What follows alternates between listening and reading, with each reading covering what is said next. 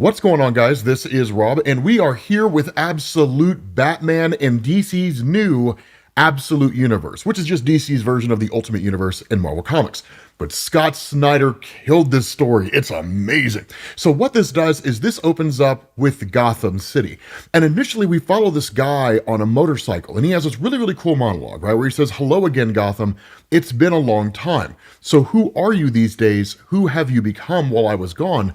You're prettier, I'll give you that, taller and brighter. My third lap around and I still cannot find it. Where's your heart? You used to have a center, hot and beating, but something's hollowed you out. In fact, I barely recognize you anymore. I'm not sure I like this new you, Gotham, but that's okay. I don't think you're going to like me much either. My name is Alfred Pennyworth, and I'm here to do some bad things." This is so cool because I'll tell you guys right now, yes, this is a Batman story. Alfred Pennyworth is amazing in this story. I don't think he's ever been better in DC Comics than he is in this story, and it's solid. And so what he does is he basically makes his way back to his house, which isn't really much of an apartment at all because he's not part of the Wayne family. At least he's not the kindly butler that we're traditionally used to. Scott Snyder leans very heavily into Alfred's military history, which is to say that in DC Comics, Alfred has a history largely associated with the military. Sometimes he was a soldier, sometimes he was a medic. It depends on what era of DC Comics we're talking about. In this instance, he has not left it behind, and in fact, he's really more a soldier of fortune than anything else. Of course, he is still estranged from his daughter Julia, just like he is in a lot of the other stories that exist out there. The difference here is that unlike Batman Eternal and the main DC universe, where she ultimately seemed to reconcile with Alfred, here, none of that happens, right? She's just like, don't ever contact me again.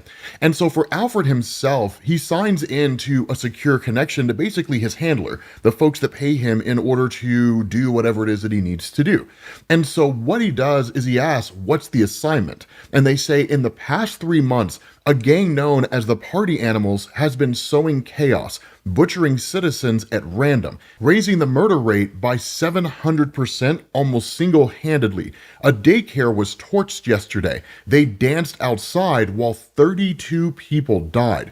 And so Alfred's just kind of like, I read the docket, right? But like, why did you pull me out of Singapore? I was this close to the target. I've been chasing him for like 5 years. And that's where they say, you're needed here. Now, the cool thing is they also give him another piece of information. And they say, there might be another player in town. We've only caught glimpses, but he seems to be circling the gang as well. Now, of course, based on the little image they give him, clearly it's Batman. And I'll tell you guys right now, Absolute Batman is amazing. Dude, oh my God, I love the way that Bruce Wayne is handled in this story.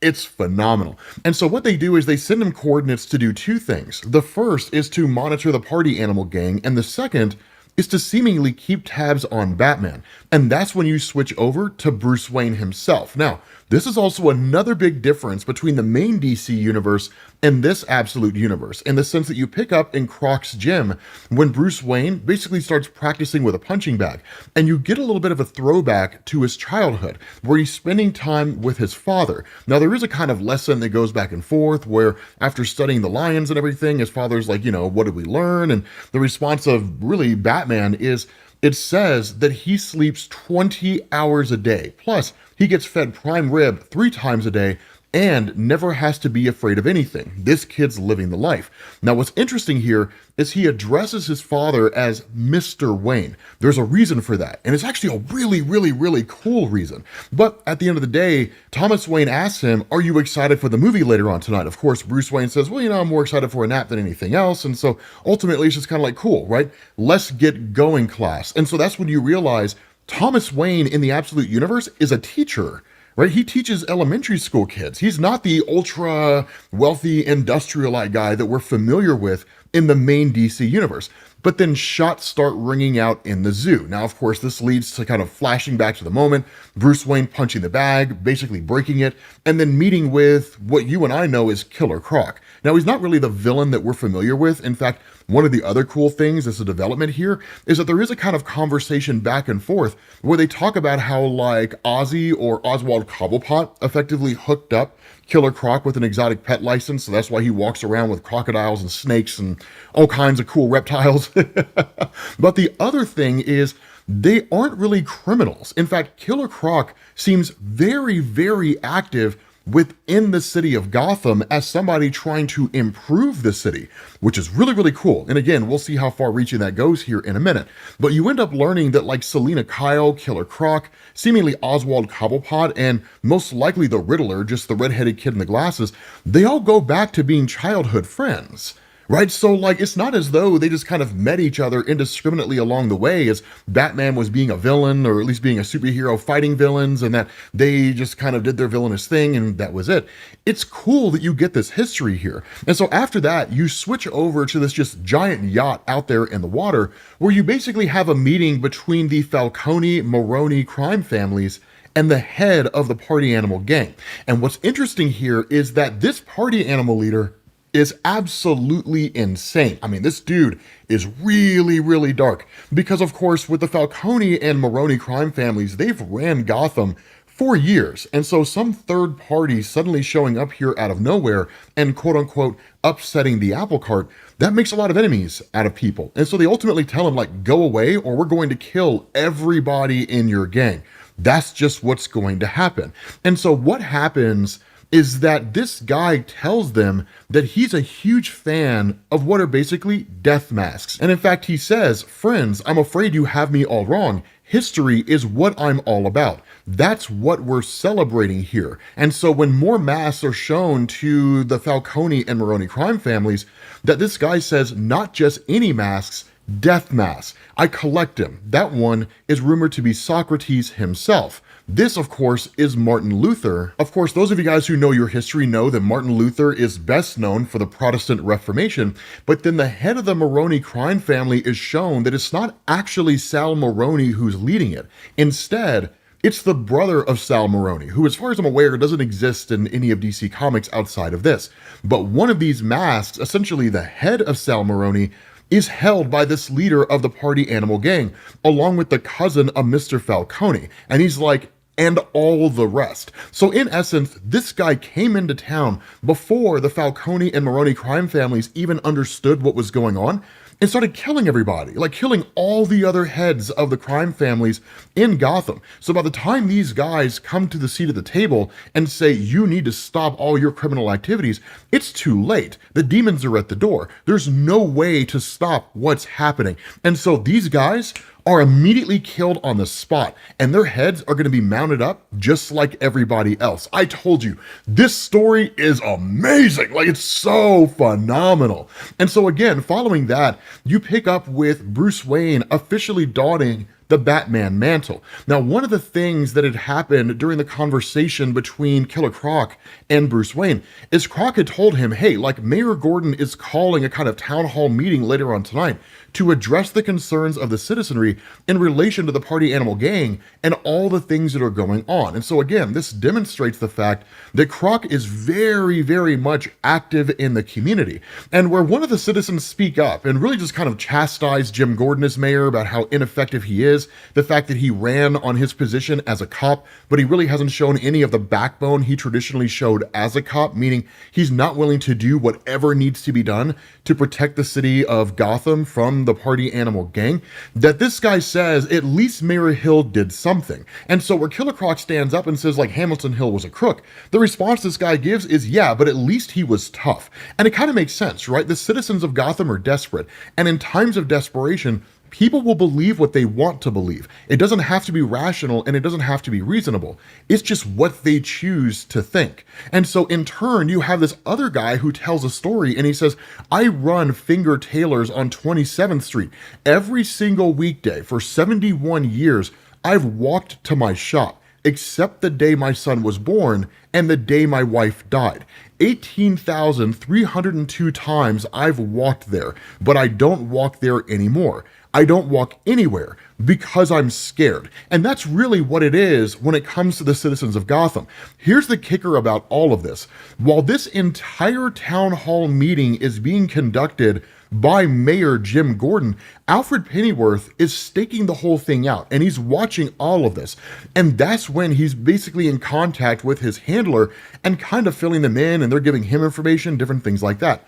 The party animal gang is surrounding Town Hall, and there's dozens of them, because their intention with all these people in one place is to go in here and shoot the place up, kill everybody in one fell swoop. Now, where you transition back to Mayor Jim Gordon, who talks about how he's going to bring these guys to justice and that he's working around the clock with the police, people call him out, right? And they're like, the cops, man, the party animals just torched a police station 2 hours ago, right? The cops can't do anything because these guys are not afraid of cops. Whenever cops meet someone with an equally capable force, the only real ally that police have on their side is fear. The fact that that person is just either too afraid of authority or has too much respect for authority to challenge cops. But when they have the means to challenge police officers and then they have no fear, that's when cops serve no useful purpose in society. And so that's why a lot of these folks are so terrified. Now, at that point, seemingly Selena Kyle stands up. Of course,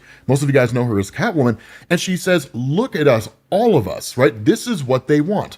All of us fighting, scared, blaming each other. But Jim Gordon served this city honorably for a long time.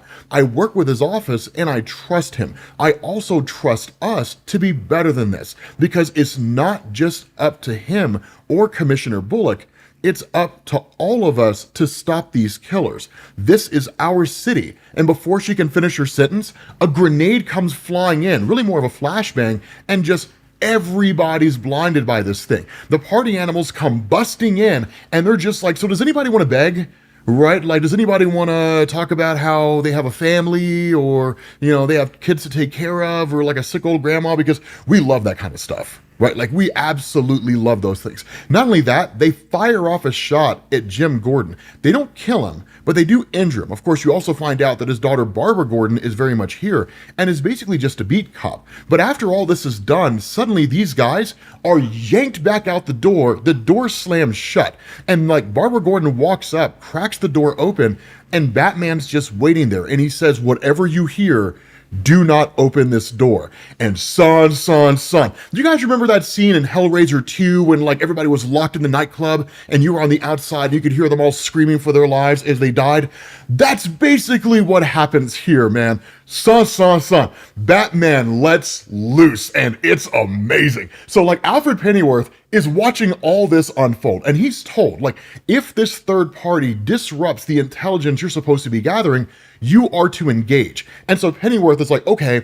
Then he shuts his eyes, right? Because he can't stop what he can't see. Plausible deniability. And so all these guys, right, these party animal dudes just start firing it up at Batman, who's just like hanging from the rafters. And then like it turns out his entire outfit is bulletproof. And this guy descends on them like a demon.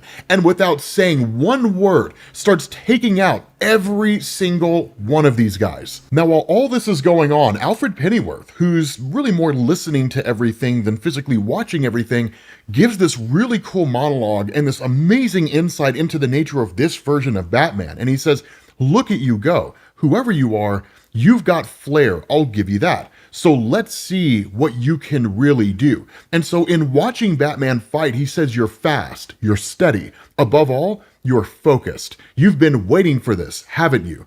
You have. You've trained too. Mixed martial arts, which is your own blend. Muay Thai, Brazilian Jiu-Jitsu, but you're a striker above all else. Brutal, yet precise. You're putting on a show. A leg stomped on so everyone hears the crack. An arm snapped over your knee, sending a message to every single person. You're enjoying it too. And the knife work, my God, so bloody, yet so precise.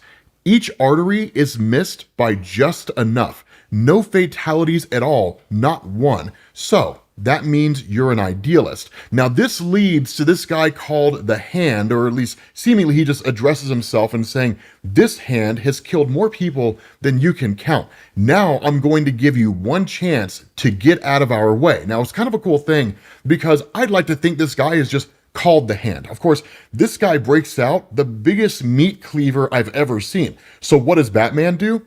He returns in kind, and he brings out the Batman battle axe, which is dope, and just cuts this guy's hand clean off, right? Just like that. And he just tells him, even kind of taunting him, he's like, there's a hospital around here somewhere, but I can't remember which direction it is. So you better start running unless you want to bleed to death. And then he tells the rest of them, which really kind of reveals more, that the party animals kind of rely on numbers and really threat of danger for their schemes than any actual backbone. Batman tells them, like, get out of my way. And like, they all just take off running. Now, Alfred watching this, he says, well done. But if you were a true tactician, you'd have set up a trap for those that were fleeing the scene, only to find out that he did, right? Batman seemingly activates this whole thing and blows this place to pieces. Now, it's not enough to kill everybody here, but it is enough to get the job done. And so Alfred is told by his contact, right? They're said,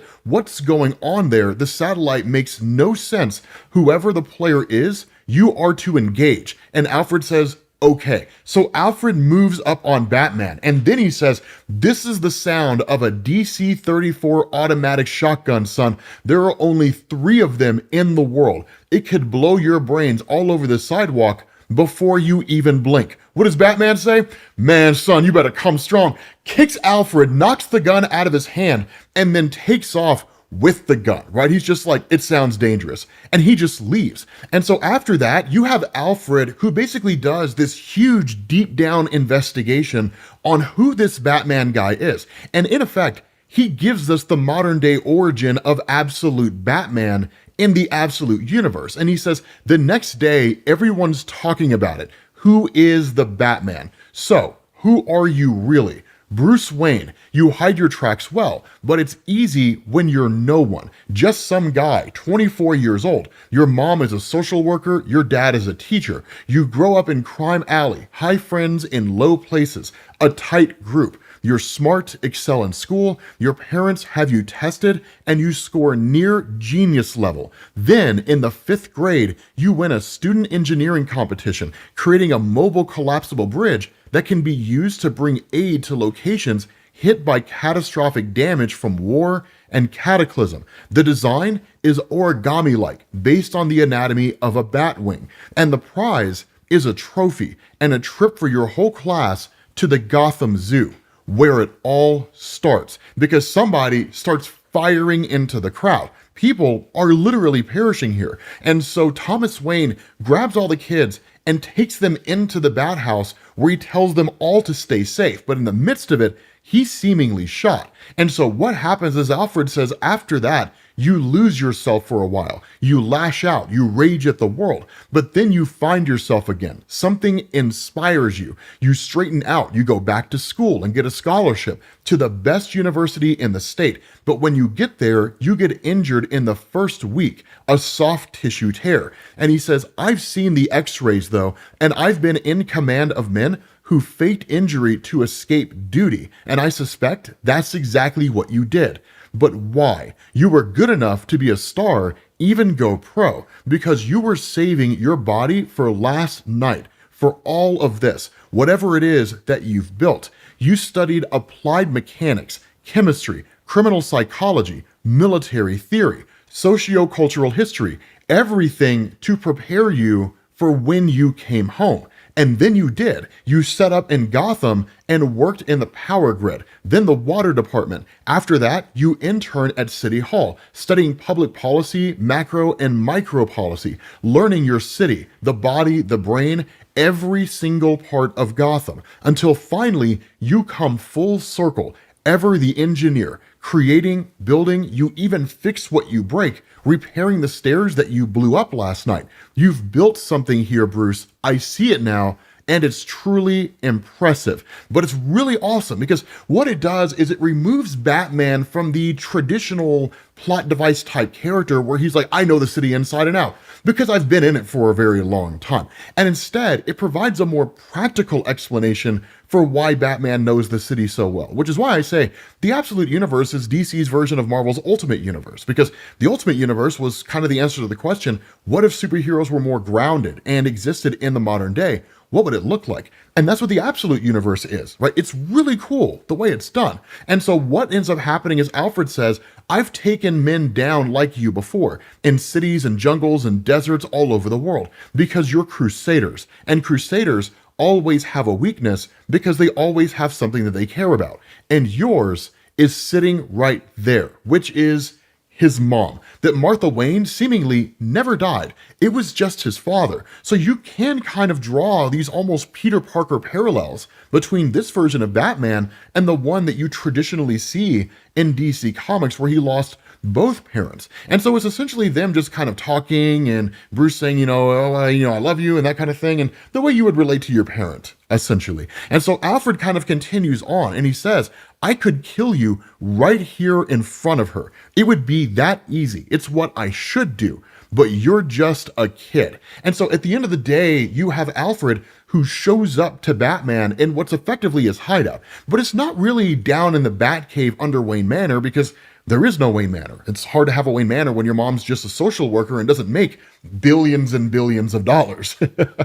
And so where Bruce Wayne resides here is actually on top of these old abandoned buildings almost up in the sky. And so it allows him to operate with no one batting an eye on what he's doing because the buildings are designed to just kind of be like tax fronts, right? That they're really more write-offs than anything else. So the buildings are unoccupied. Nobody actually uses them. And so Alfred showing up here with his pistol is like, I'm shutting you down, right? That's the end of it. And so Batman draws the very gun that he took from Alfred, right? That DC-34 shotgun. And Alfred's like, I thought you were better than this, right? You're non-lethal. You don't kill people, right? And so he's like, give me the gun. And Batman opens fire on Alfred, right? Seemingly blows this guy away. And then he takes his motorcycle and he rides off. Now, here's the cool thing, right? Again, Alfred provides commentary here. He's like, a few things happened very fast. First, I realized that he modified my prize shotgun to be non-lethal. Basically, he ruined it. Second, I hear my very gun clatter by my side as though he's saying, keep it. And third, I hear this roar, the roar of my own motorcycle. And four, his voice says, you're not the only one who follows people. So seemingly, from the first time that Alfred Pennyworth arrived in the city of Gotham, Bruce Wayne's been following him. He's been learning about him, gaining information in the same way that Alfred's been gaining information about him. And so the question that really Alfred asks here is, what does all this mean and where are you going, right? Like when you ride off like this, are you going to get the lay of the land? Is that what this is for? What happens when you basically become the person that you really are intending to be? Not only that, you pick up with this epilogue, which is really, really cool, where Alfred, speaking with his contact, says, I'll take care of Batman the next time he interferes. And his contact says, okay, deal. But for what it's worth, the target that you were previously following in the Philippines before we yanked you out and brought you here, he's in the wind. Nobody knows where he is. We thought you should know. Here's the thing. It's amazing because what happens is Alfred says, 5 years I tracked him while he studied with Henry Ducard in France. Then he killed the guy while he trained with the League of Assassins, and then he killed them. Now this guy's in the wind. And so you pick up in Manila and basically you have these two pilots, right? One of them says, or really asks here to be honest, is there nothing else that we call him besides Sir? Like there's no name or anything like that? And the other pilot says, nope, like all the names are fake anyway. Jack Arthur, even I don't know his real name. When you're one of the 30 richest men on the planet, you can be whoever you want to be. And so this other guy says, you think he'd want to be my rich, generous best friend? And this guy says, no, right? Don't do that. Do not joke. And when the guy asks why, the second pilot says, didn't you hear? The guy never laughs, not at anything ever. That's why they call him the Joker. What we do here is we pick up yet again with the monologue of Alfred. Now, as always, if you need to get caught up, you will find a link to the playlist at the end of this video. But Alfred is not your traditional butler. Alfred's actually a military guy, really kind of like a spy type dude, like a mercenary, who's on assignment in Gotham when he happened to come across Batman. And so what he says is that over the next 2 weeks following the events of the first issue, the party animals escalate their offensive on Gotham, and in return, Batman escalates his offensive on them. Now, of course, the party animals are kind of like this rogue faction that's risen to prominence in Gotham, but nobody really quite knows what they want. But we'll get some answers to those questions as we get further through this. When we come across like Absolute Riddler and Absolute, Harvey Dent, Two-Face, before they become the villains they will inevitably become. But Alfred says he isn't everywhere, but he seems to know where their biggest attacks will be, and he meets them head on, like tonight at the aquarium. Now, one of the coolest things about this is that Absolute Batman is very similar to like Matt Reeves' Batman, right? He's unrefined, he's unpolished, he's not this prodigious fighter, he's not the greatest detective to ever live. He's literally a guy who's just kind of figuring it out and is just turned to vigilanteism. So it's very much seemingly in the early days of his whole career. And truthfully, I love that, right? As much as I love the refined Batman who's like capable of 100 different fighting styles at one time and who can like solve every mystery like that, I do love having a Batman that is unrefined and is unpolished and doesn't really know exactly what he's doing. But Alfred also says he is incredibly capable and intelligent, because one of the things that goes on here is that in this fight, he talks about how Batman's clearly studied things like the art of war, right? That if you understand a battlefield, then you use the terrain to your advantage. And so as he's going against the party animals in this aquarium, that initially they seem to have the upper hand on him, right? That like, he has to come down eventually from the ceiling and they're in the water waiting on him. And so he takes a concentrated vinegar tablet, throws it into the water and turns it into hydrochloric acid, which basically sends the party animals running out of the aquarium. And of course, they're arrested by the cops. But what Alfred also says is that Batman has these stash houses all over the city. So clearly he's not operating in the same Batman capacity that we're familiar with, right? Just a giant cave under Wayne Manor with like all kinds of crazy tech gadgets, right? These $50,000 Facebook machines and so on, right? Just like these crazy devices. Instead, he really is almost kind of like a bootleg Batman, right? Because what Alfred says is he has not been able to pinpoint every single stash house Batman has, but he has been able to find most of them. And he says from his movement, he's plotted a line where the others might likely be located. And if anything, he's certainly committed to the bit, because what Alfred realizes is that in analyzing Gotham City and in analyzing these safe houses, they form a bat.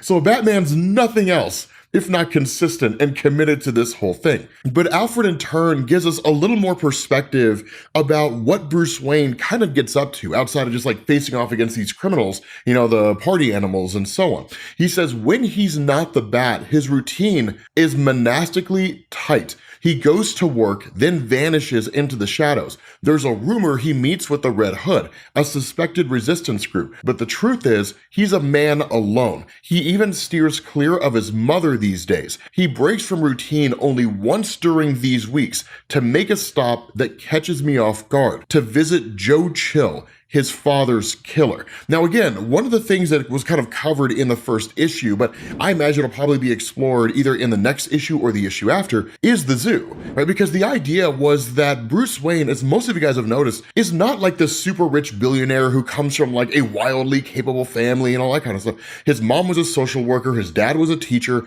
right? That he comes from like very modest means. And so he doesn't have all the money in the world to spend on all the most crazy advanced, technology and so on. But at the end of the day, the very core of Batman still remains the same. That while his father and mother were not killed in Crime Alley, his father was killed in a zoo. That his father was killed trying to protect kids, which is basically kind of falling in line with the philanthropic nature of Thomas Wayne as he's usually depicted within DC Comics. So a lot of these elements, right? A lot of the familiarity of Batman is still there. It's just reimagined. And one of the best ways ever, right? It's just, oh God, I love Absolute Batman. One of you guys made a really good point in saying that what makes Absolute Batman so good is that it's the perfect way to reimagine Batman in the modern era. But getting back into the story, one of the things Alfred talks about is the nature of Batman and his limitations, because seemingly Batman is just one long advance forward, and it can't necessarily work that way, not with any real measure of longevity.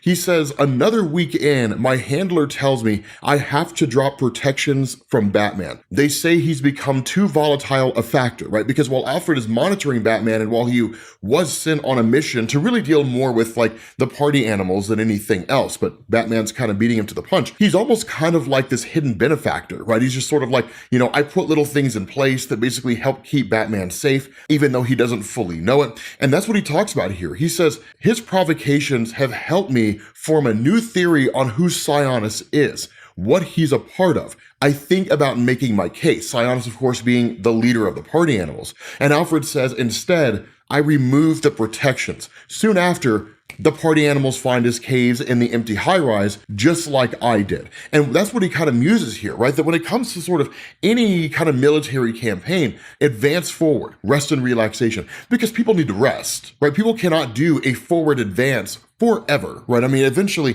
they will get tired, they'll be worn out, they won't be able to fight effectively. But what ends up happening is that when Alfred removes these things and when the party animals go after Batman, at the end of the day, it makes no difference. Batman keeps going anyway. And that's when Alfred realizes maybe that's all Batman really is, right? Just one gigantic advance forward, right? He never stops fighting no matter what, which means this guy's will is beyond anything that Alfred has ever seen in his life. And so at that point, you switch over to Jim Gordon. Now, we don't get a whole lot here, but we do get some pretty cool little tidbits that are absolutely worth covering within this story. And what ends up happening is that when Jim Gordon meets with Harvey Bullock and when he meets with like his daughter, right, Barbara, then initially they're just kind of having this little bit of a conversation where they're talking about actually like going after Batman. Now, at the moment, Jim Gordon is mayor of Gotham City, but the reality here is that the arrival of the party animals really seems to be what's disrupting his mayorship. Now, we'll talk about how that's not necessarily the case. That'll come from Harvey Dent here in a little while. But the reality is that the arrival of the party animals haven't done him any favors. Crime's higher than it's ever been. And it's one of the things that former Mayor Hill talks about here, right? That in the rise in crime, people have lost faith in the police. And so instead, they turn to a criminal to deal with crime, right? Of course, referring to Batman here. And that's why the Gotham City Police Department is putting their efforts in trying to capture Batman, right? Now, that's not new. Gotham City Police Department has been after Batman for years and years and years, no matter what universe you're in DC Comics. They're almost always trying to capture that guy. But what ends up happening is actually Martha Wayne shows up here. Now, this is one of the cool things, because remember, Martha was never killed, right? And that's one of the conversations that goes on between her and Jim Gordon, where they're just really old friends. They've known each other for an incredibly long time. And truth to tell, man, I dig this. I don't really know why. I don't know why it just hits me in this amazing way. But the idea that like Jim Gordon and Martha Wayne were really old friends and kind of like it's just what seems to be this gigantic, quote unquote, Bat family is all connected in some capacity, right? Traditional Batman villains actually started off as the friends of Bruce Wayne when he was a kid. They're friends still, despite not having actually become the villains that we're familiar with. Martha Wayne never died. She's the friend of Jim Gordon, right? Barbara Gordon, the daughter of Jim, is just a beat cop. I love this whole thing, right? It's amazing the way that this is done. It's incredible. And so they kind of talk about this, how the world has changed over the years since they were younger, right? The Jim Gordon sort of commiserates for a moment about when he found Bruce Wayne, that Bruce was actually in the Bat Sanctuary, right? When everything went down at the zoo, the bats almost seemed to attack him, and then that led to Jim Gordon finding him, hence Batman, basically bringing in the idea of a bat in order to instill fear in people. But the other part is they talk about like how much the world has changed, right? They're like, I mean, there was a time when, yeah, we were crazy. Like we thought we could change the world, failing to realize that if the world could be changed by a bunch of 20-year-olds, it already would have been changed, right? So again, kind of realizing the fact that the world is a very difficult place to change, right? To move around in any meaningful way. But more so than that, Martha talks about Bruce, because Jim asks, like, how's Bruce doing? And she's like, I don't really know, right? When he was a little kid, he would tell me everything, right? He would tell me everything that was going on in his life. I knew everything that was happening with him. Now, I don't. And what's so ironic about this is that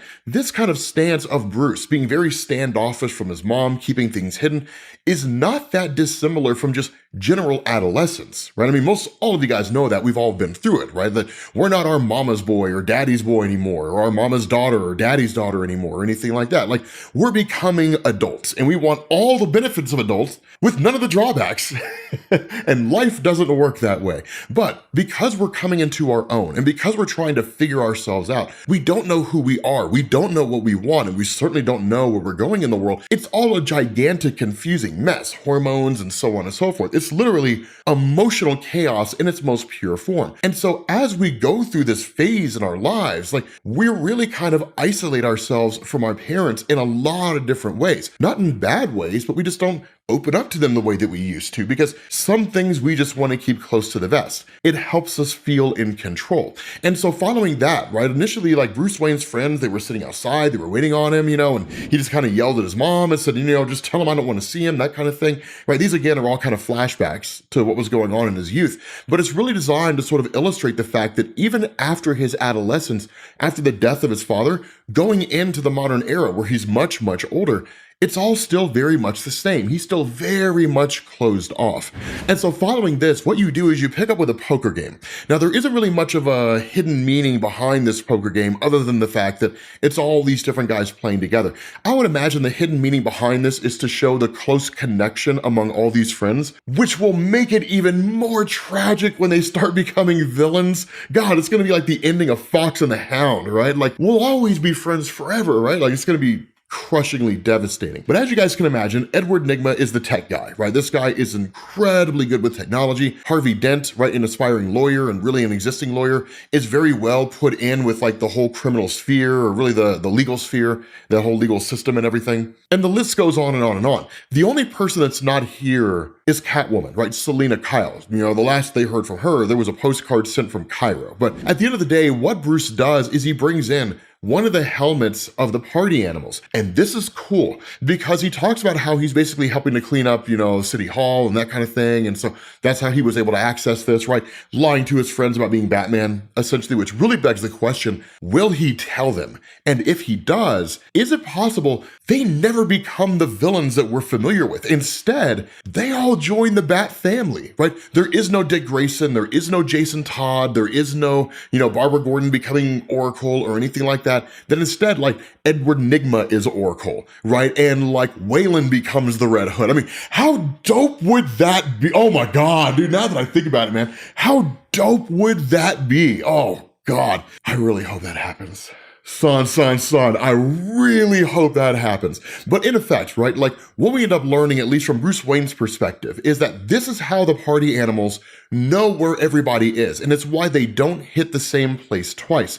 Because what ends up happening is that it creates a kind of communication network between each member of the party animals, but more so than that, it creates a kind of line, right? He says, a geographical information system. It maps shared targets into a private GPS network, assigns different values, meaning if one knew how to decode it, one could possibly get a bead on where the party animals were going to show up next. Now, this is why I say it can kind of go either way with regards to these guys joining the Bat family and being aides or becoming villains. Because as time has progressed, they've all gotten involved in Gotham in different capacities. So with someone like Oswald, right, who's here, that Batman asked the question, right? He's like, high-tech, heavily armored, the party animals must be moving in on everyone's territory. Ozzy, do you know anything about this? And ultimately, like, Oswald kind of feels like Batman's asking, like, I'm in an atypical line of work, right? I mean, why would I be involved in that kind of thing, And it's kind of like, but I mean, if I was, I would probably tell you that they're not really moving in on anything in particular. But as far as I can tell,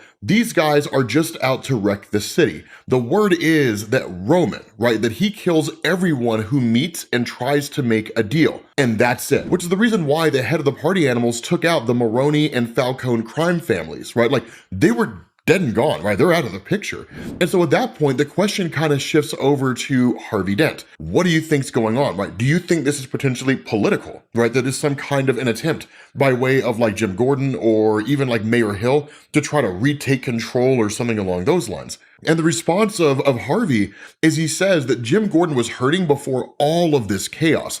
It would basically be overkill to do all of this just to discredit Jim Gordon, literally and figuratively. And so he's like, my 2 cents, if this is political, it's about more than simply just power. There's something bigger going on here. And that's where Bruce asks, right? What's a bigger motivator than power? And that's where Harvey chimes in with this amazing statement where he's like, spoken like a true crime alley boy. Money, brother, the source, the chicken and the egg, both, right? If you have power, you have money, or if you have money, you have power. Which one comes first and which one matters more? It's really, really cool. And truth to tell, it's almost a little Edward Nygma, right? It's almost a little Riddler in terms of the ideology. And so that's where you continue with Harvey Dent's monologue, right? Where Batman throws down like 3 aces to beat Harvey Dent's 2 pair. And he's like, I mean, unless we're playing with jokers. And that's where Harvey says, jokers are never welcome here, Bruce. And he says, I never should have let you in on the pot. And look, I don't know if it has anything to do with the party animals,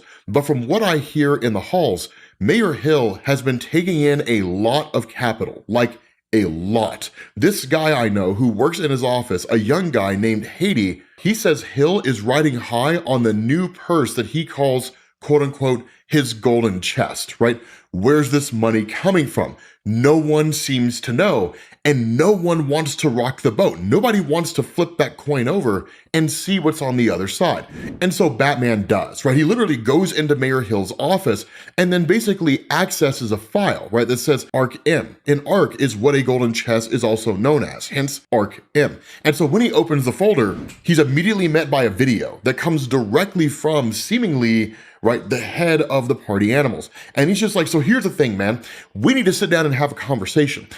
But there's a little bit of a catch. I notify the entirety of the Gotham City Police Department, and all my guys are surrounding this building. So if you want to talk, that's great. I'm 100% down for it. The only thing you have to do is survive long enough to do it. And it's dope because Batman, this is the ending I was telling you guys about. And so Batman slides all the way down to the bottom just to be met by the arrival of Alfred. Now, he doesn't really take Alfred overly serious. We know that from the ending of the last video, or at least part of the last video, when he literally just snatched the gun out of Alfred's hands after overpowering him and then took it, right? And then turned it into like a non-lethal weapon. Which was kind of dope. But he does give Alfred a moment to speak, right? He's like, I've come to believe that we can actually help each other here. Give me 30 seconds, right? And so ultimately, Batman does. But he's like, we need to get out of here, man. Like, we have someplace safe. I've got a car out back unless you have a car that we can use. And Batman's like, you're standing in it. They're in the Batmobile, ladies and gents, but it's not just any Batmobile. The Batmobile is a bulldozer. It's amazing because he just goes plowing through the cops. So like there's this giant thing, this gigantic vehicle that they're all riding in order to like get away from the cops as well as the party animals, because the party animals are kind of like the main bad guys here, so to speak. And we're actually going to learn a lot more about them over the course of this, which is going to be one of the coolest elements. But we're actually going to find out that Batman is in way over his head. And in fact, he's going to have to make this really shady deal. But once they essentially escape, right, and bust out, that Alfred Pennyworth makes this pitch to Batman. And it's really, really cool the way that he talks to me, because what he says is Black Mask, who's basically the leader of the party animals at this point, he offered you a deal. That means that he's ready to compromise, because people don't offer deals when they're not ready to compromise. And he says, my guess is whatever he's been trying to achieve with these attacks in Gotham, it's almost done. And he says, I'm saying that you should meet him, agree to step down your fight, and I'll bet he'll lower the attacks on Gotham to almost nothing, maybe even stop them. You get to be the hero. And initially Batman rejects this because in his mind, it's effectively quitting. But then Alfred kind of goes to explain the bigger idea that he has here, which is really a stroke of genius, but it is morally questionable on behalf of Batman. And he says, you would effectively save Gotham by saving lives through diplomacy, by being a grown-up. And if that's not enough, Black Mask serves some of the richest global plutocrats. This offer, it's probably for $100 million or more.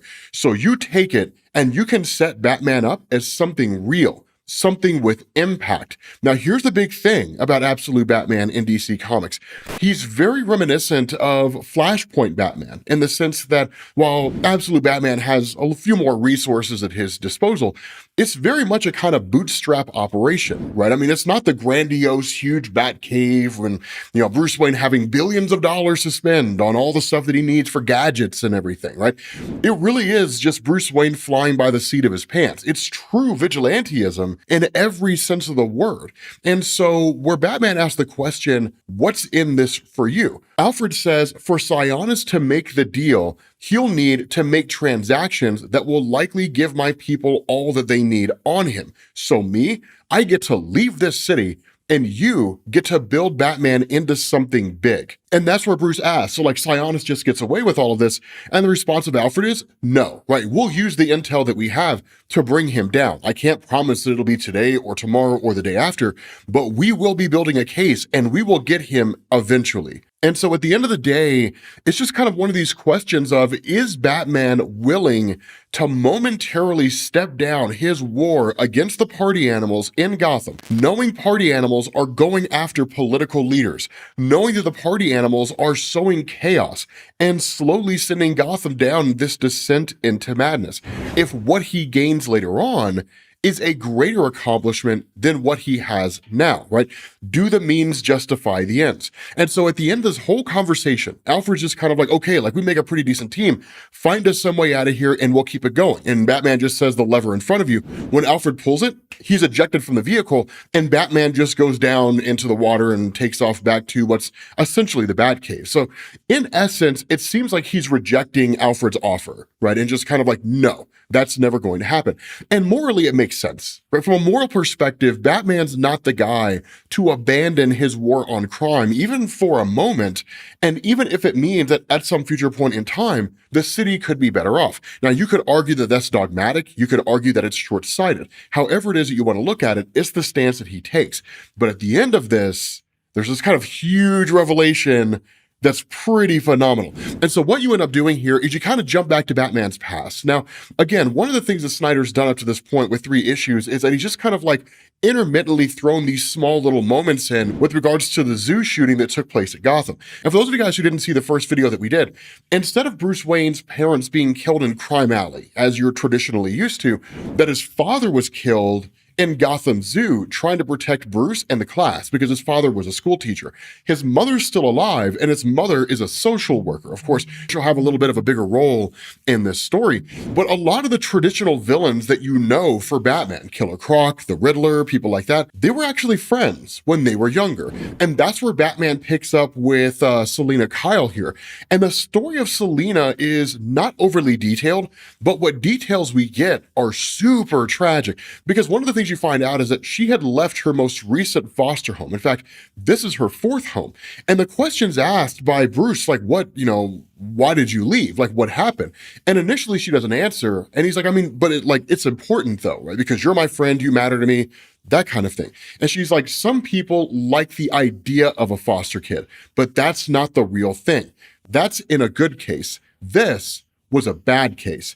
And so literally Bruce is just kind of like, what is that, 3 homes in the last year? And she's like, 4, and so ultimately Bruce kind of makes this offer, right? He's like, come stay with us, right? My mom loves you, right? You could just kind of crash here for a little while, stay with our family. And Selina shoots it down. Now, here's the thing to understand, and I'm really kind of pulling this more from Nick Dragotta's art than anything else in the context, but in reality here, when you talk about people that have past traumas in that way, past struggles in that way, when something great comes their direction, they oftentimes reject it. And they don't reject it because they're mentally ill or anything like that. It's fear, right? Fear is the most powerful emotion that exists in the world because people do terrible things out of fear and people can do great things out of fear. But it is an incredibly powerful motivator when it comes to people doing the things they do. And for someone like Selina in this situation, where time after time, being in a foster home, being rejected from that foster home, likely being abused in that foster home in some capacity, the offer given to her by Bruce, well, come stay with us, it feels too good to be true. And because it seems too good to be true, I just suddenly just be thrust into this impossible circumstance where everything she could ever need to worry about is suddenly gone. she rejects it because there's no way that can be a reality. Her historical reality denies that. It defies that, right? And so we as people are creatures of habit. We trust the past more than we trust the future. And so ultimately it's just kind of like, okay, right? She just kind of like sidesteps the whole thing. And it's like, let's go talk about something happy, right? Let's go do something. And Bruce kind of figures out that she's been leading him to a particular location.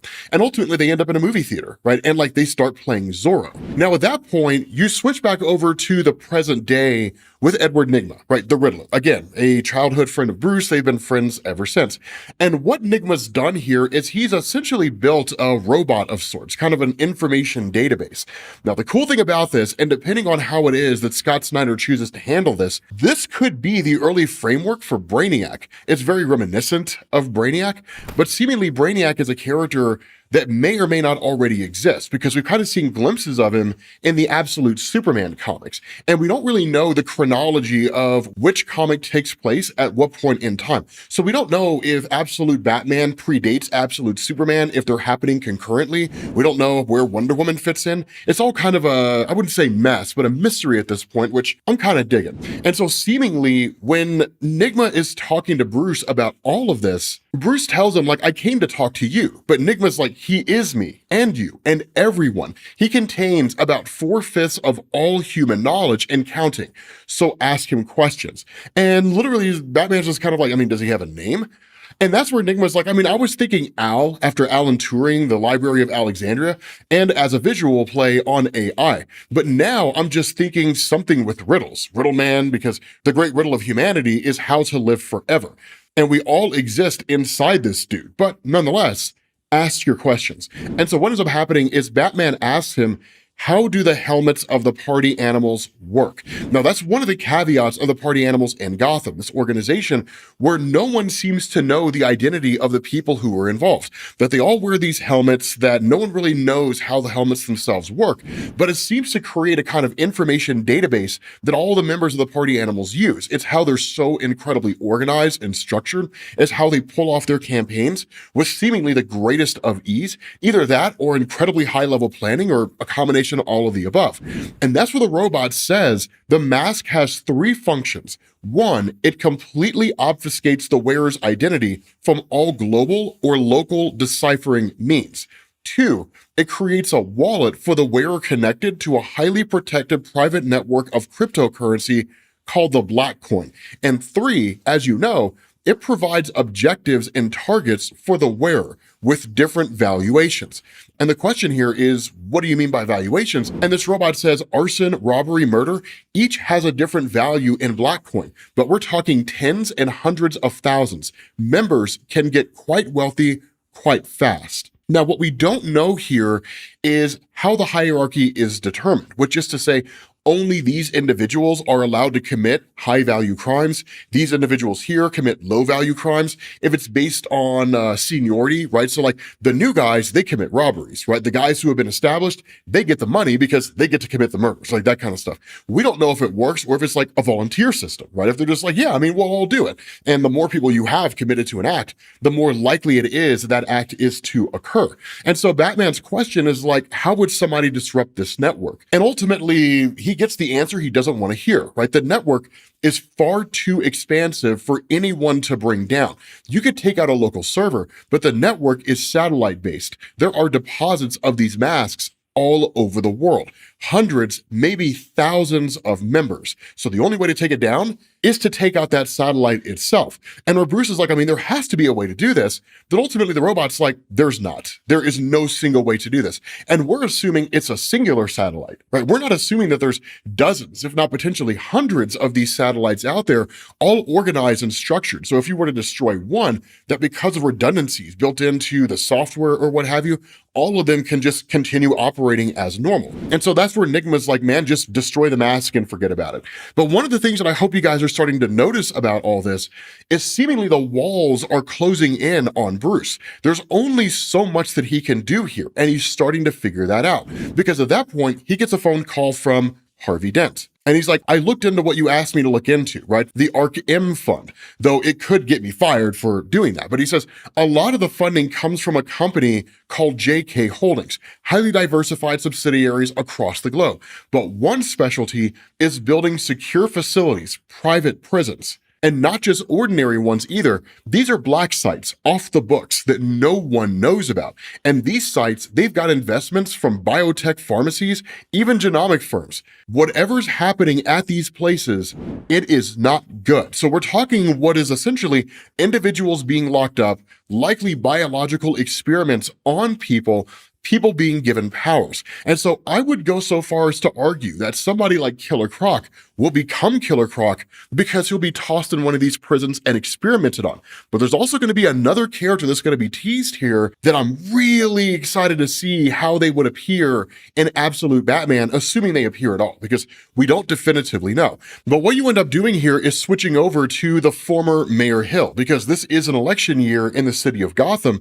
So former Mayor Hill is running for election, and then Jim Gordon is, I believe, running for re-election. I could have those two things switched, but effectively, they're running against each other. And so Hill meeting up with Commissioner Harvey Bullock.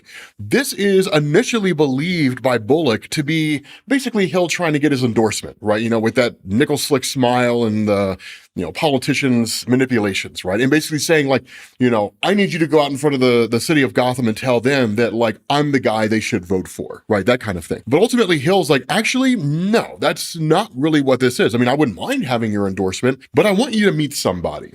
And so what happens is Hill brings Harvey into the ship itself, and Harvey comes face to face with Roman Sionis. Now, here's another really cool thing, and this isn't really the big character that I was talking about, but it is kind of a nice little throwback from Scott Snyder. So Sionis is actually kind of engaged in, I guess, a practice wrestling match of sorts with a guy named Bibbo Babowski. Now, Babowski back in the day was actually the biggest fan of Superman in DC Comics. At least he was post-Crisis. I don't know if that's the case right now with like New 52 and DC Rebirth, but like it's a nice little throwback, right? It's a nice little bit of a thing there. I mean, it's not an overly huge deal, but Sionis is able to kind of like hold his own against this guy and clearly outmatch this guy. But the discussion is really, really cool, because what happens is Harvey's just kind of like, okay, like, what's the deal with all of this?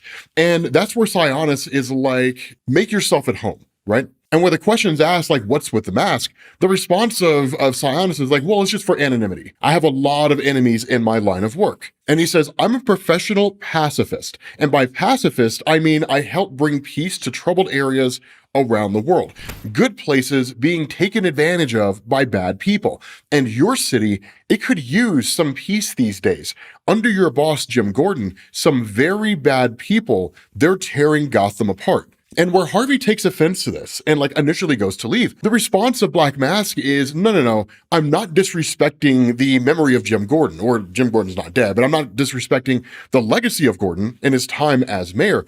Jim Gordon's a good man. We can all agree on that. And you two were cops together. I get that. That's a very, very close bond. But the fact is, the party animals are degenerates. Young, godless, believing in nothing. They're filth. And they're growing in number. Between them and this Batman, the city of Gotham is quite literally falling apart at the seams. You have to get things under control now, or it'll all fall apart fast. Hearts and minds, soft laws, you know what all that leads to. And that's where Harvey's just like, war, right? Like it all leads to war. And that's where Sionis is like bingo, right? I've seen it happen in cities all over the world. I grew up in one. Now I hear you requested 4 RVs and 1 air. My people can get you 10 and plenty of choppers, all through state channels, all above board. So how about it? What do you say? And seemingly, they strike a deal together. And so that's when you switch over to Bruce kind of learning this dark secret of Gotham and learning the reality of the world in which he lives, where essentially Alfred Pennyworth gives this narration that kind of provides the answers and the context to what Bruce is looking at. Because Alfred is kind of asked, like, are your eyes open yet, Bruce? Again, a kind of monologue here where he's not talking to Bruce directly, but he's like, are you starting to see the pieces? They call them arcs, these black sites, secret, unregulated prisons run in conjunction with other governments around the world. Arc A was the first, the prototype in Santa Prisca. Clearly Bane, or hopefully Bane, is going to become a part of the Absolute Batman mythos. And I'm excited to see what Absolute Bane would look like. I don't know. I have no idea what that would be like, but I really want to see it, right? Arc B is in Russia, which seemingly indicates KG Beast. Arc C is in China. And where Bruce is kind of looking at this, he's just sort of like, what in the world? And that's where Alfred's like, wherever you are, I hope it's finally coming into focus. Arc M, the biggest yet, is planned for Gotham. Look at it, Bruce. Look at what you're up against and all that you could lose. And again, you kind of switch back to this moment when they were in the movie theater, right? When they were watching Zorro as kids. And initially Bruce wants to leave, but all of his friends show up and they're like, no. We're watching this movie from beginning to end, right? And his mother's sitting all the way back in the theater, just kind of watching them all, hang out and socialize with each other. But it's designed to illustrate the closeness that Bruce has with everybody, right? With his friends that care so much about him, with his mother, who of course loves him. You switch over to this moment where he has a conversation with his mom after seemingly observing everything that he saw with Arc M. And in turn, his mom's of course kind of like, okay, I'm glad you're here, but there's a look of worry on your face, what's going on? And you actually find out that she's stepping in as Jim Gordon's deputy mayor, which terrifies Bruce Wayne because of the fact that there are so many people that would be coming after her, right?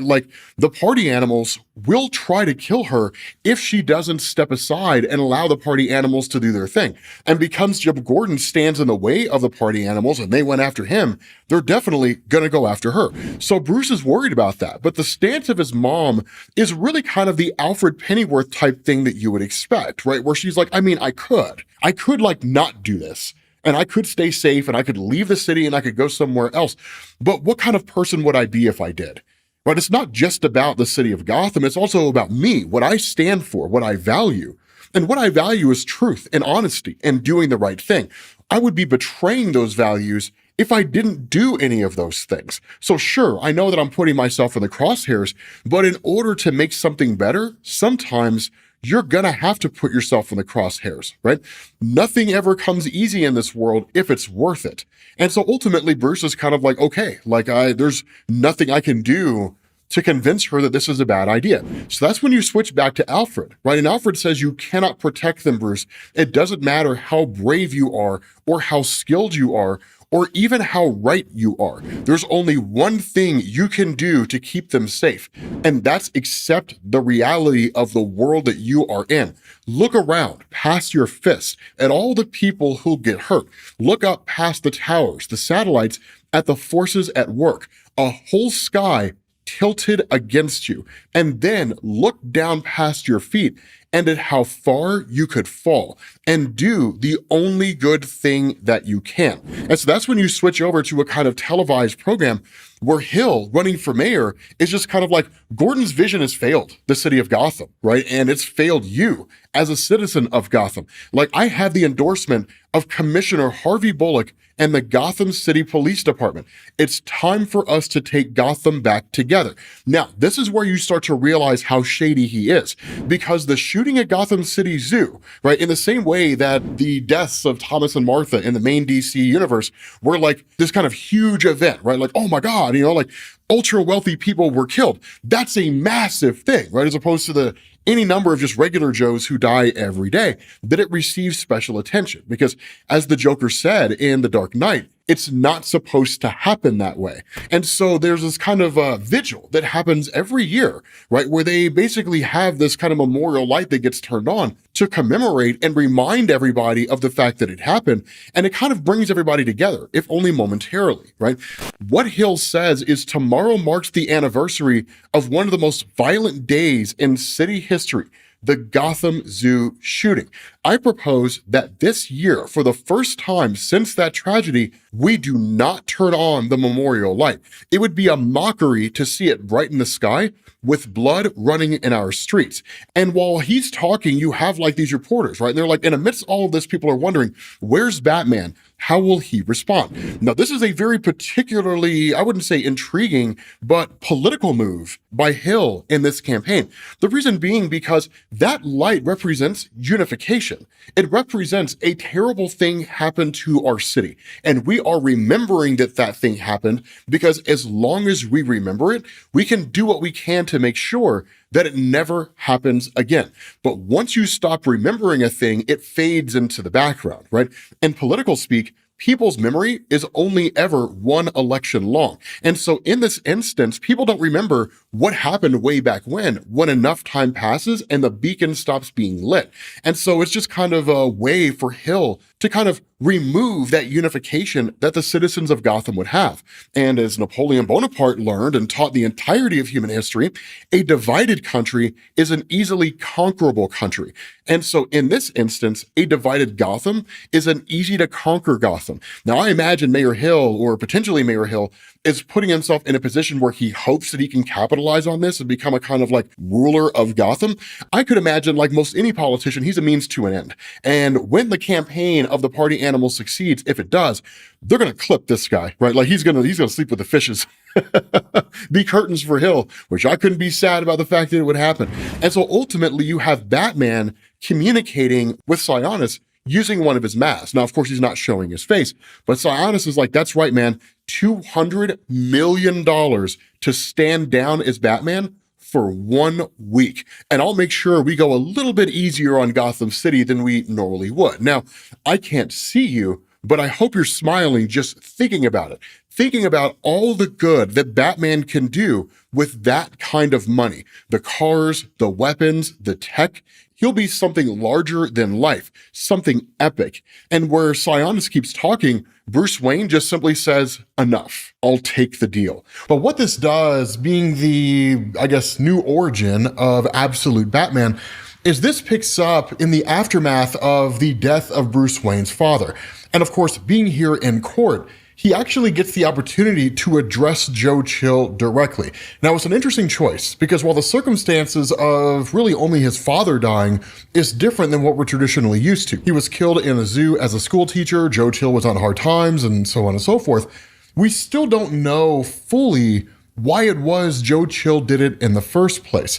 And so what ends up going on is that where the judge tells Bruce, this isn't something that I normally do, I'll give you the opportunity to do it anyway due to the extreme nature of this crime. So what is it that you have to say? And that's when you jump over to Gotham City itself. And this is where kind of the jankiness of the artwork comes into play. And that's what this comic is going to do. It's actually going to bounce around a lot. And that's where some of the difficulty in following it really comes into play, but it's not too terrible. And you kind of get into a rhythm as time goes on. And so what goes on in the city of Gotham at this point in time is there's this gang, right, of like, 9 or 10 guys who end up approaching some of the local citizens. The reason why is because while Gotham City itself is ran by the Maroni and Falcone crime family, what this story does is it takes place before any of the stuff that's happening in the present day. So again, effectively a flashback. And so the Maroni and Falcone crime families still run things. They're not dead yet. But Gotham is kind of sliced up, right? You have small little gangs that run these little areas here and there. In this instance, this gang is running the section where the people, or at least this woman, one of the tenants, won't pay up. And they kind of try to guilt her into it, right? Why don't you care about the neighborhood? Doesn't the neighborhood matter to you? That sort of thing. Because obviously, if it did matter to you, you would pay up. Now, of course, she goes so far as to say that, of course, the neighborhood matters, that her mother grew up here, she has 3 girls in school here, that sort of thing. But what this guy says is that, in essence, it's protection money, right? If you're not willing to pay up, well, there won't really be anybody to keep this area safe. And any number of tragedies could befall you guys if you just don't pay the money. And as an example, they push her over the edge of the building. And they're like, this could be any one of you. This could happen to any one of you at any point in time, walking home, that sort of thing. So just something to think about when you guys decide that you don't want to pay up. Fear is a very powerful motivator. The problem with this is that when she gets pushed over, Batman rescues her. Now, what ends up going on is while Batman does that, these guys don't really fully understand what's happening, but Bruce Wayne shows up here in a pretty brutal way. Now, this is where you kind of get this flashback to the early days. Because again, this is Bruce Wayne, but it's him first becoming Batman, or at least that seems to be the case. Again, it can be a little difficult to kind of follow through with here. But one of the cool things about this is that unlike the main DC universe, when Bruce Wayne first becomes Batman, and he's very primitive in terms of his appearance, wearing some measure of like a head wrap bandana, something along those lines, not really the most polished fighter that we've ever seen. In the Absolute universe, he really leans way more into fear than he normally does in the main DC universe. So much so that he attacks these guys wearing prosthetic teeth. Of course, he has little claws on his arms and hands and things like that, but by all standards of measurement, he's like a physical bat. And so again, it's really cool to see him in this pretty wild way, because he gets the upper hand on these guys quite readily. Now, of course, there is the fear element to this, and we'll talk about that here actually right now, because what it does is it sort of flashes back to before the death of Bruce Wayne's dad. And there was kind of an assignment that they were working on, which is really what got them into the zoo in the first place. And again, we'll sort of, circle back around to that towards the end, because it all sort of wraps together. But the Young Engineers competition is a competition that's held at the zoo this year, right? And he says a lot of their animals come from distressed areas. So we have to build a bridge for a place like that, but it has to be themed around some kind of an animal. Now, the bridge itself, of course, is not really for the animals, as you can imagine. It's more for the people, but it's providing resources to people that otherwise simply don't have them. And so at the end of the day, Bruce is kind of like, okay, I mean, what do you initially think? And his dad's like, it's big. And Bruce says, that's the idea. Bats are intimidating. I made the piers super high, reinforced them. They're gates all along. And his dad's just kind of like, right? And that's where Bruce is like, I mean, what do you mean? And his dad's response is, well, we're not really aiming for intimidating here. This is a resource to be provided to people. We're not necessarily giving it to them to instill fear in other people. We're giving it to them as a tool to use in order to achieve a goal. In the same way that a fork or a spoon is not designed to be intimidating. But what Bruce says is it'll make people inside feel safe, protected, and it's strong. I tested it, it's up to 30 pounds. And so his dad's like, okay, I'm kind of proud of you here, that sort of thing. Good luck with this, right? And so again, that's when you switch back over to Batman. In this instance, he's got a gun pointed at one of these guys. Now, of course, when the other henchmen show up, Batman essentially takes off. But that's when he goes into kind of a personal monologue, right? In his early days as Batman, he says, this is all wrong. What are you doing, Bruce? Right? Kind of talking to himself. And he's like, it's all just theatrics. The face paint, the voice disorienter, silicone fangs loaded with paralytic, and this handgun, they're street criminals. The most desperate scare off 10 thieves. Others will take their place. It's not enough. Batman needs to do more. He needs to think bigger. So build him bigger, Bruce. It's really interesting here because, again, that's kind of the fundamental cornerstone of Batman as a character in DC Comics. That regardless of which iteration you're talking about, if we're talking about speeding bullets when Superman becomes Batman, right? Like Bruce Wayne doesn't exist, that Superman's adopted by the Waynes instead of the Kents and so on and so forth, or we're just talking about good old-fashioned Bruce Wayne. The root of all of this is that fear is the motivator for preventing people from committing crimes. That the fear that Batman instills outweighs their motivation for committing the crime in the first place. But it's also one of those really interesting caveats too, because in times of desperation, people will believe what they want to believe, and whatever justification they need to engage in their illicit activities, they will engage in. They'll find that justification. And so for a lot of these people out there, as Bruce Wayne illustrates here, being so incredibly desperate, they're willing to take the risk of getting caught or invoking the wrath of Batman because the possibility of succeeding means they can eat another day, or it means that they can pay money to whoever it is they owe money to in order to get those individuals off their backs. Now, of course, that takes into account personal responsibility and accountability and different things along those lines. But the fact remains, it is still a cornerstone that fear is the root of Bruce. And so what he does is he kind of addresses how it is that Gotham is able to achieve a lot of the criminal activity that it does. And he says the pipeline comes up from Florida, where guns and farm laws are loosened. They call it Orange Blossom Special. 80% of illegal weapons ride into Gotham. The gangs in the row get almost all their guns and pills on the Orange Blossom Special. The material comes up in produce trucks because weight records are less exact. Citrus mostly. They say the guns smell like oranges when they fire. All of it comes to Gotham through checkpoints run by the Maronis and Falcones. The families shift the hot point each month to avoid raids they know are coming anyway. And that's where he's just kind of like, look at these guys, right? I mean, they do it all in plain sight, and why not? They've got cops and judges and politicians all in their pockets. So even if they get caught, none of it matters. They're just too large to simply take down. And so that's where, again, tying into the primitive nature of Bruce, we do see this depiction of the Batmobile, but it's just a little mini RC car style Batmobile. But do not let that fool you, because as most of you guys know, Batman's toys are incredibly deadly. And so what you end up getting are these guys driving this truck. Batman's just like standing there in front of them in the middle of the tunnel, and they're just kind of like, what in the world? And then they actually go to run him over. He pulls the trigger on the remote control device, and it basically implements a kind of hydraulic press from the bottom that sends the truck flying up through the ceiling of the tunnel, right? And he's like a bottle jack, an RC Roadster loaded with 4,600 kV, some black paint, all for under $1,000. Now this feels better, because that's kind of what he shoots for. And you guys know that, right? I mean, The Dark Knight Rises really kind of highlighted that perfectly. Theatricality and deception, powerful agents to the uninitiated. These guys don't really know what Batman is. They don't fully understand what Batman is. And so to the less educated and to the less experienced, and those who really see Batman as almost something of a myth, at least they will in the future, for right now, it's just a crazy guy running around, that it almost kind of takes on an identity of its own, right? So it all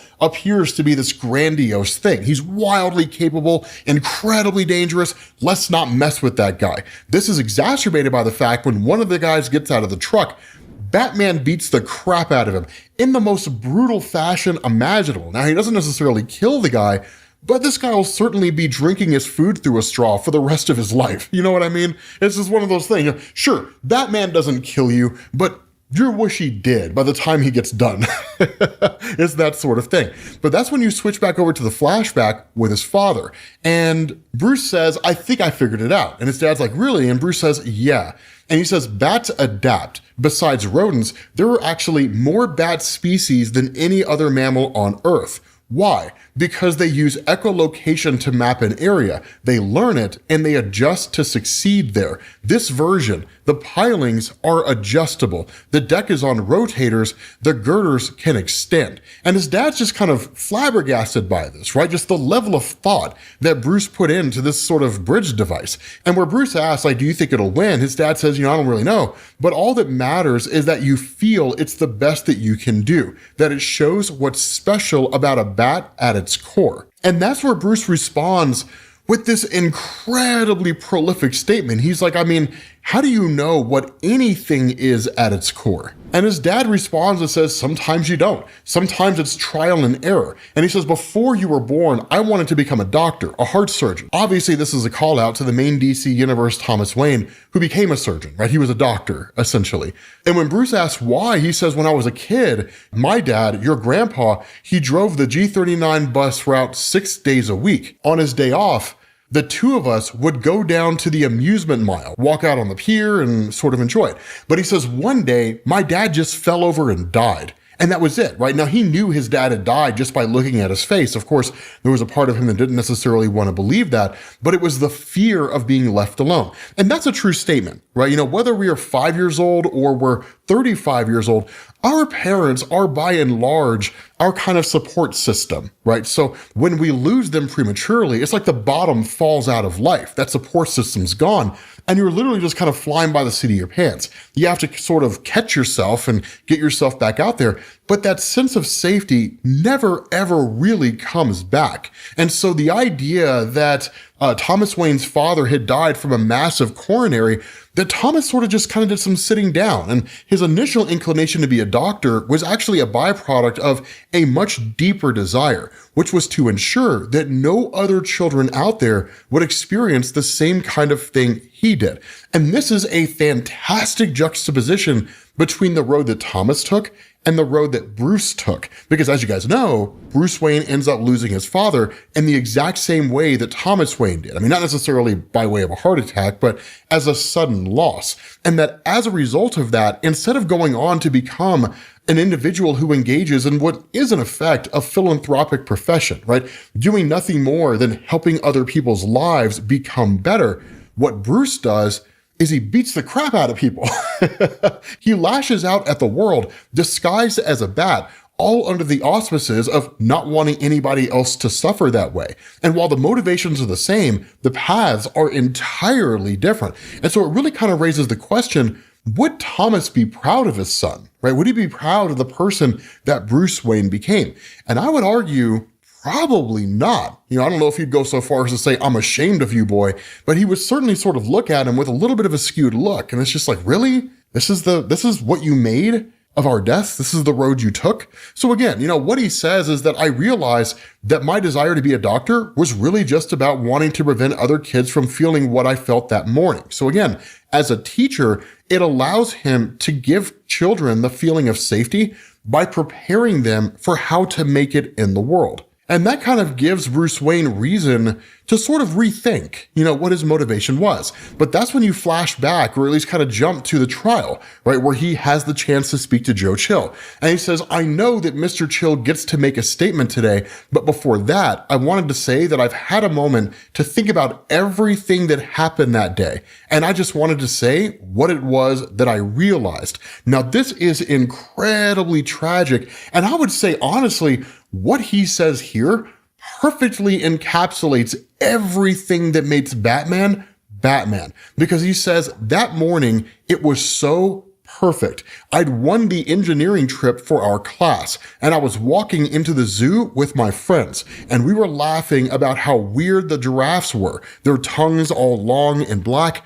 But the best part was my dad. I was playing it like I didn't notice, but behind me, I caught glimpses that he was so proud of me. And I knew in that moment, I knew that this was as happy as it ever gets. I wanted it to stay that way. I never wanted to leave that moment. And that's when you kind of, again, do this sort of jump back and forth, where he's talking to his dad about the bridge that he built. And he says, I think maybe I was still coming at it wrong, Dad. I was thinking about the bridge, not the people. That's where you start. The people, they just want to live, to flourish. But this place, like the assignment says, it's been hit by disaster, maybe natural, but more likely man-made. In any event, it's all in trouble. The people, brave face or not, they've got to be worried about what's going to happen. They look around and they see things falling apart. They're hurting. They're feeling like no one sees them,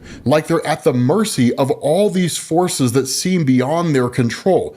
Powerless. Some are angry at everyone who let them down, and some are scared and hunkering. And again, this is kind of a comparison that Gotham City is a third world country with first world paint slapped all over it. But at the end of the day, Gotham's not much better off than a lot of these war-torn territories that are out there. People are struggling, trying to make ends meet every single day.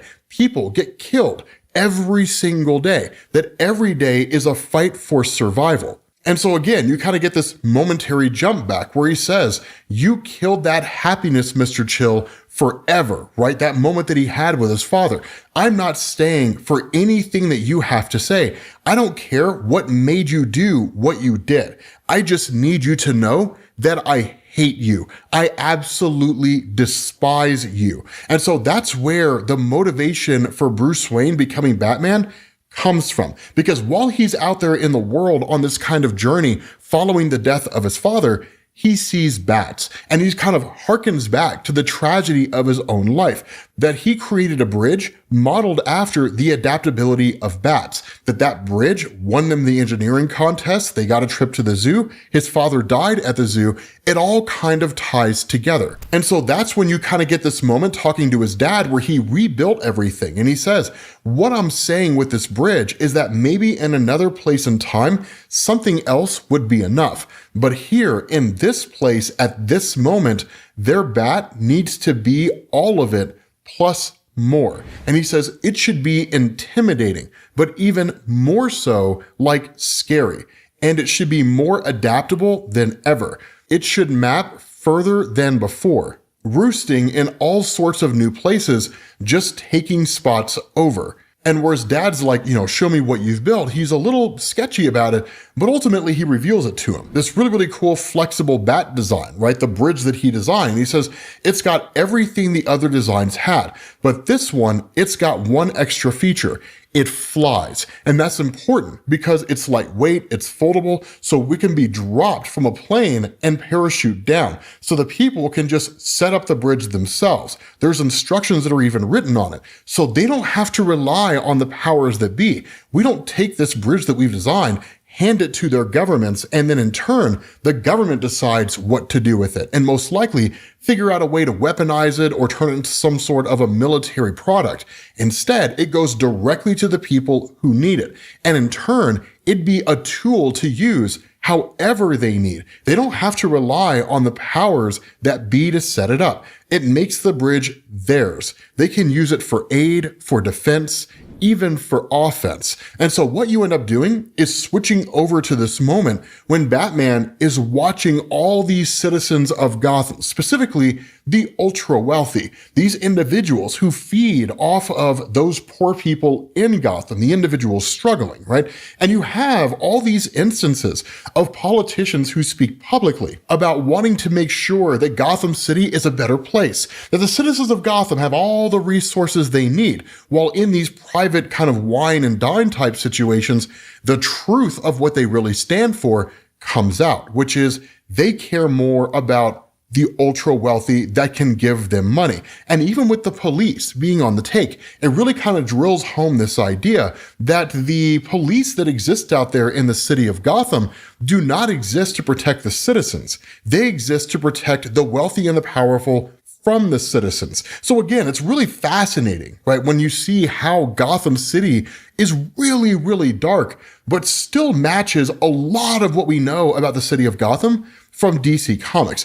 I would go so far as to argue there isn't much differentiation between these two versions of Gotham, the main DC universe and the one that you see here, which really, I think, speaks to how crazy Gotham City is and all the kinds of banana stuff that goes on there. But what you end up doing is picking up with Bruce Wayne when he goes to visit Joe Chill at the ending of this story. And seemingly, Joe Chill had maybe some kind of piece of information or something along those lines, but Bruce arrives here, and the only thing he says is, you had something that you wanted to say. So I'm fascinated to see what the conversation between Bruce and Joe Chill looks like.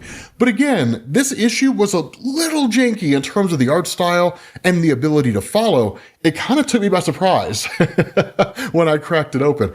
What this does here is this initially picks up seemingly in the aftermath of everything with Bruce's dad being killed. Right. And of course, he's basically there with Leslie Tompkins, which is kind of cool to see that Leslie's such a long-standing figure in Bruce's life. Now, she's not really the behind the scenes helping the, superheroes deal with their injuries type of nurse, because again, we don't really know if absolute Superman, absolute Wonder Woman, absolute Batman, if they all share the same reality. I'm curious to see when that crossover happens, and I'll be excited when it does, if it ever does. But still, she's still there as just kind of a support figure in Bruce's life, right? So she basically, inoculates him, right, in order to make sure that he's not infected by any rabies or anything like that when it comes to bats. And, at the end of the day, it kind of switches over momentarily to this funeral for his dad. And that's one of the things that kind of goes on with Absolute Batman, right? It bounces back and forth between the death of his father and how Bruce, kind of copes and all that kind of stuff. But at that point, we jump to the present day. Now, at the end of the last video, what Bruce had essentially done was taken a bribe, a $200 million bribe. The idea is that he would stand down temporarily and he would do nothing to stop the party animals, right? This rogue group that basically took up residence in Gotham and is, causing all kinds of pandemonium and mayhem. And that during that time, they would just be allowed to operate essentially with impunity, because as it stands right now, the cops can't really do anything to stop him. And even if the cops could stop them, most of the cops in Gotham seem to be on the take. So they have no real reason to stop them. As long as the coffers stay full, there's no reason to act. And so you get this really cool monologue from Alfred, because remember, he's a mercenary who's really here kind of monitoring Batman, more than anything. And he says Batman revs the engine as he rounds 27th, revs it louder at 39th, taunting them to try him. But they all just watch and they let him pass. Because remember, it's kind of a ceasefire, right? Batman stays away, they stay away from Batman, and they do their own thing. And he says, look at him. He's daring them to blow up the deal. Some part of him wants them to, I'm sure. But the bike has a tracker. Watching that dot, I half expect him to do it himself, drive right past the meeting spot, but he doesn't. Instead, he stops right where he's supposed to and goes into the building.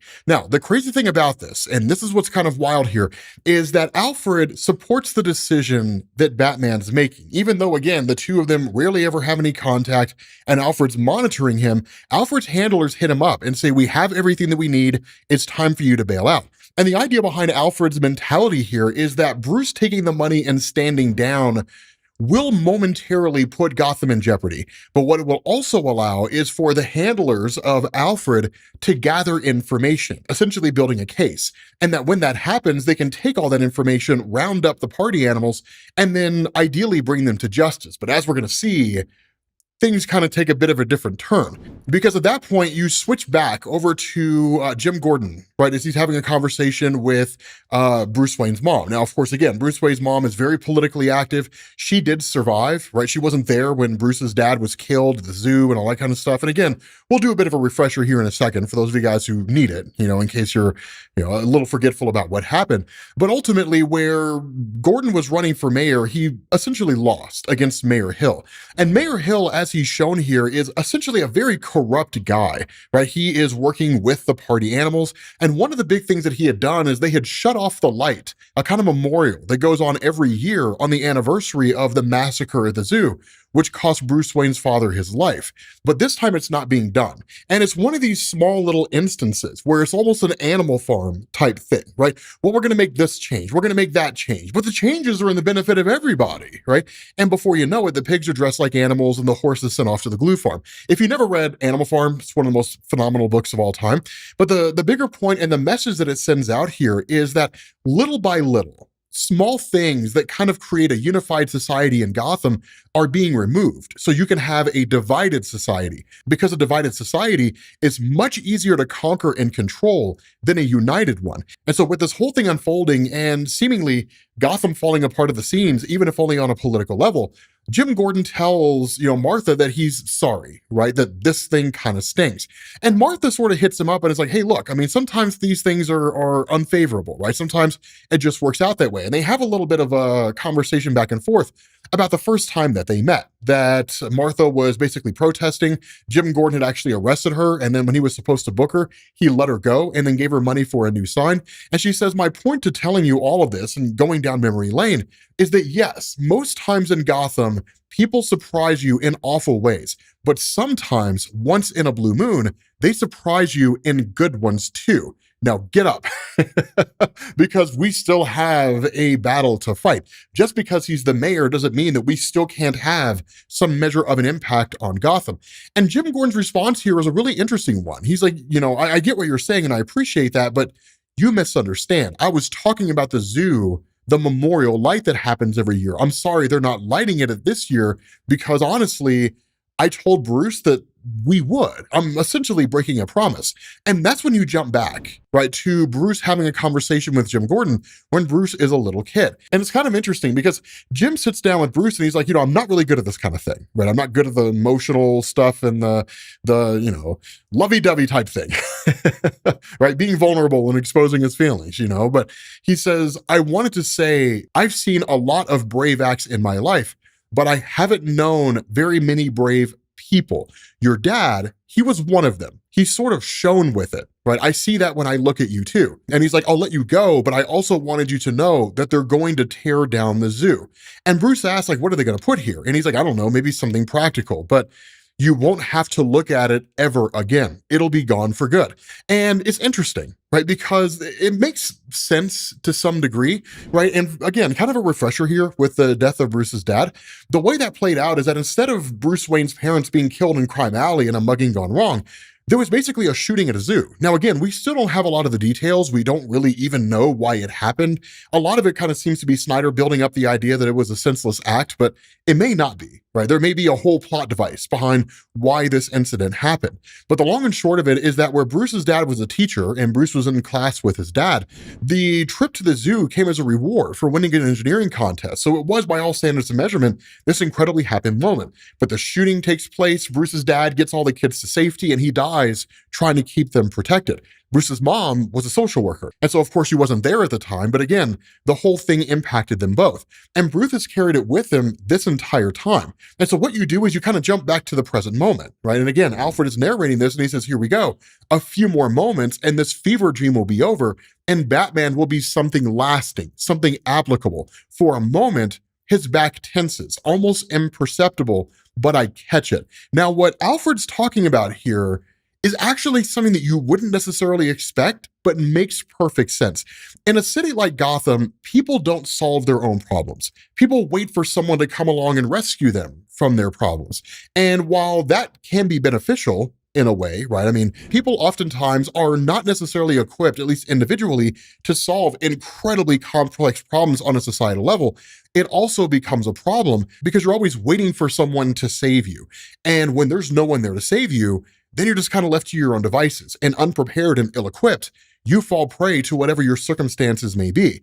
And in this instance, with Batman basically vacating, right, walking away, it's going to turn Gotham into a terrible place with the party animals running rampant. But what Alfred's betting on here, and what he's talking about, right, that Batman will be applicable in something lasting, is that the citizens of Gotham will become more and more desperate.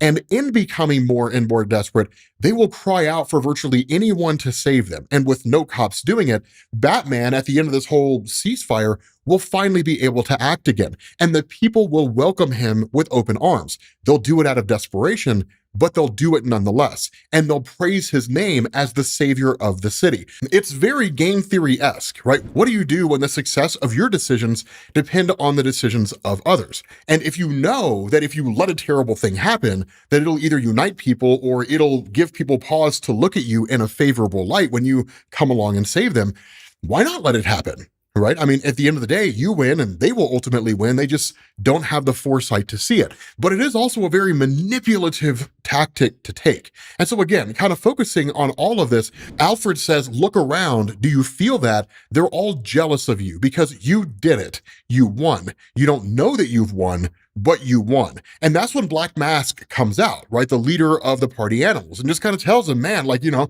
you're going to be rich, right? Like we transferred the money to this account, right? One anonymous account to another anonymous account. You're $200 million richer. But also keep in mind, this is Batman, right? Batman's not going to just abandon the city of Gotham, no matter how hopeless this city may be to somebody like you or I. And he says, I know.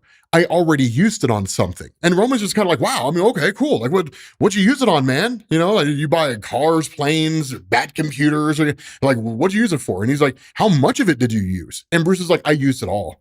I used every single cent of it, every single dollar. And what he did is he took all the money that he was given and he put it in the form of a bat. And then he put it on the memorial spotlight at Gotham Zoo. And then he turns it on. Now, it is cool the way this thing transpires because there's this moment, right, where it's kind of a flashback to when he was younger and he stops Gordon and he says, no, I don't want them to knock down the zoo and I don't want them to turn it into something practical. I want something there that makes everyone look, like you said, something that shines. And so again, that's where the memorial came from. But when Batman turns this thing on, it's a giant bat signal in the sky, right? In the shape of his, absolute Batman insignia.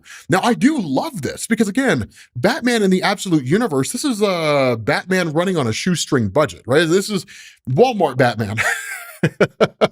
Right? This is Batman from the threshold aisle in Target. This guy doesn't have all the money in the world. He doesn't have all of Wayne Enterprises and, $1 billion at his disposal. He's running on a very, very tight string here, yet he still manages to make it work. And that's why when he fires the light up, it's basically his way of saying, I'm not going to go through with this, right? Like I am going to stay Batman.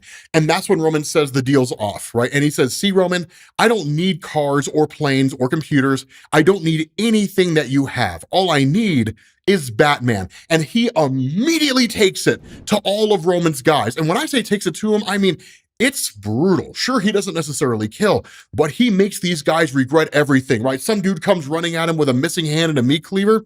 Batman takes this guy apart. And the crazy thing is, when he goes to attack him, right, Batman's armor activates and it creates these giant spikes that impale this guy, right? So he's like, literally, Batman's got this dude on his back, just kind of like flailing around, begging for his life, while Batman's beating the crap out of all these other guys.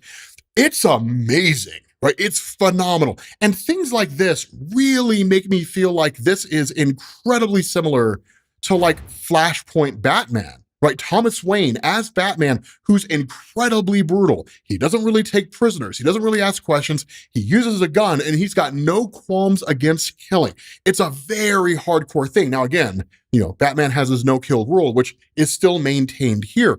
And ultimately, that becomes his weakness, right? And it's usually something that's exploited by some of Batman's most capable villains. And one of the things he says here, as he's essentially taken out all these guys, he says, all the crime the party animals committed, all the arson, the robbery, the murders, it was manufactured by you, so you and your boss could profit. You don't care how many people die.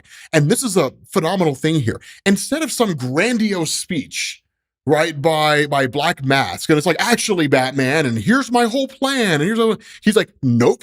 But fortunately, though, you do open fire. And like all his guards, right, that are on these rooftops, these snipers start shooting all the other guys who are here because Black Mask was taking this precaution. There was some part of him that believed that Batman would betray the deal in some capacity, and to have some measure of a safety plan here, right? To essentially put his own guys in the line of fire, Batman's just like, no, you can't do this, and starts going after and trying to save these guys. While he's doing that, Black Mask fires off a net and captures Batman. Batman's kindness and his no-kill rule become his weakness. And this is when you get to probably one of the greatest statements in a Batman comic that I've read in quite some time, right? That Black Mask sits down with Batman, right? Like he just kind of sits down and has this conversation and he says, man, you had it too, right? Like all right there, that ticket to the big party, all you had to do was reach out and grab it. And where Batman goes to grab Black Mask breaks his arm. And he's like, now what do you have? And Bruce's response is like, I have just what I wanted. Everything that you said here, everything that you confessed to, it's already at every news station in Gotham. And the response of Black Mask is like, my God, you actually believed you achieved something here, don't you? Like you really do believe you've done that, right? And even like the woman he's with is just kind of like, I think he really does. I think he really does believe he's achieved something.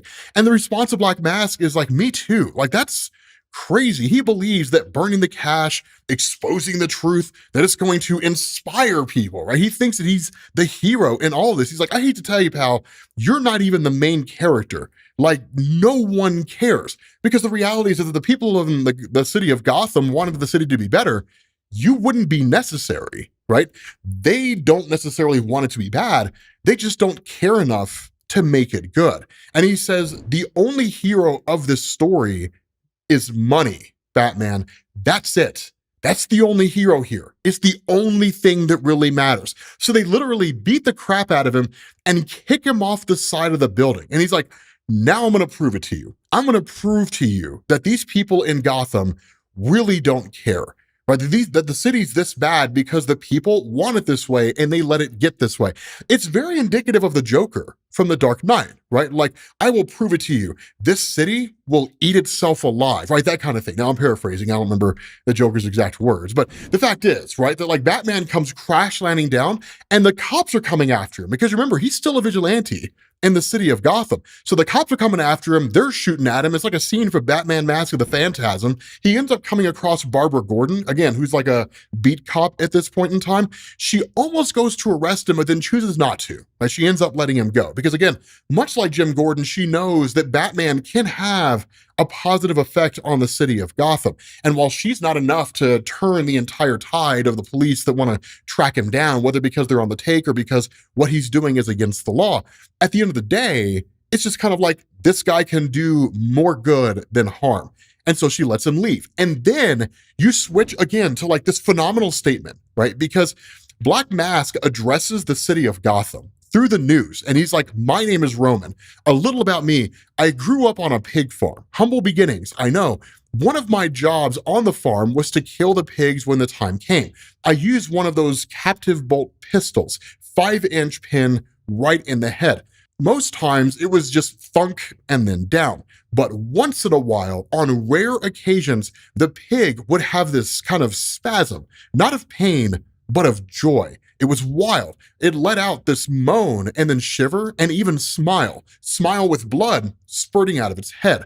I learned later that this only happened if the pin got deep enough to hit this tiny little spot in the brain called the hedonistic hub, the main pleasure center. And that only occurred if the pig didn't tense up when the pin hit, but just relaxed and accepted it. If the pig did, the hub would literally flood the last bits of its brain with total unchecked pleasure. This split second of ecstasy that only came with the acceptance of death, which brings me to now, this moment, because come on, we all feel it. The big guys, they killed the world long ago, and yet they keep us all slaving away with the promise that it's all still alive. I mean, admit it, you can barely pay your bills while their money makes money. You drag recycling to the curb while they ride private jets that tear the sky apart. You struggle to hold this system together that does nothing for you, doing the right thing so they can do the wrong one. Why? I'll ask again, why? Now, this right here, it's a phenomenal monologue. This is incredibly indicative of Batman the White Knight. How many of you guys remember that story from Sean Murphy? Arguably the greatest Batman story ever written of like the last decade and a half. It's a phenomenal Batman story.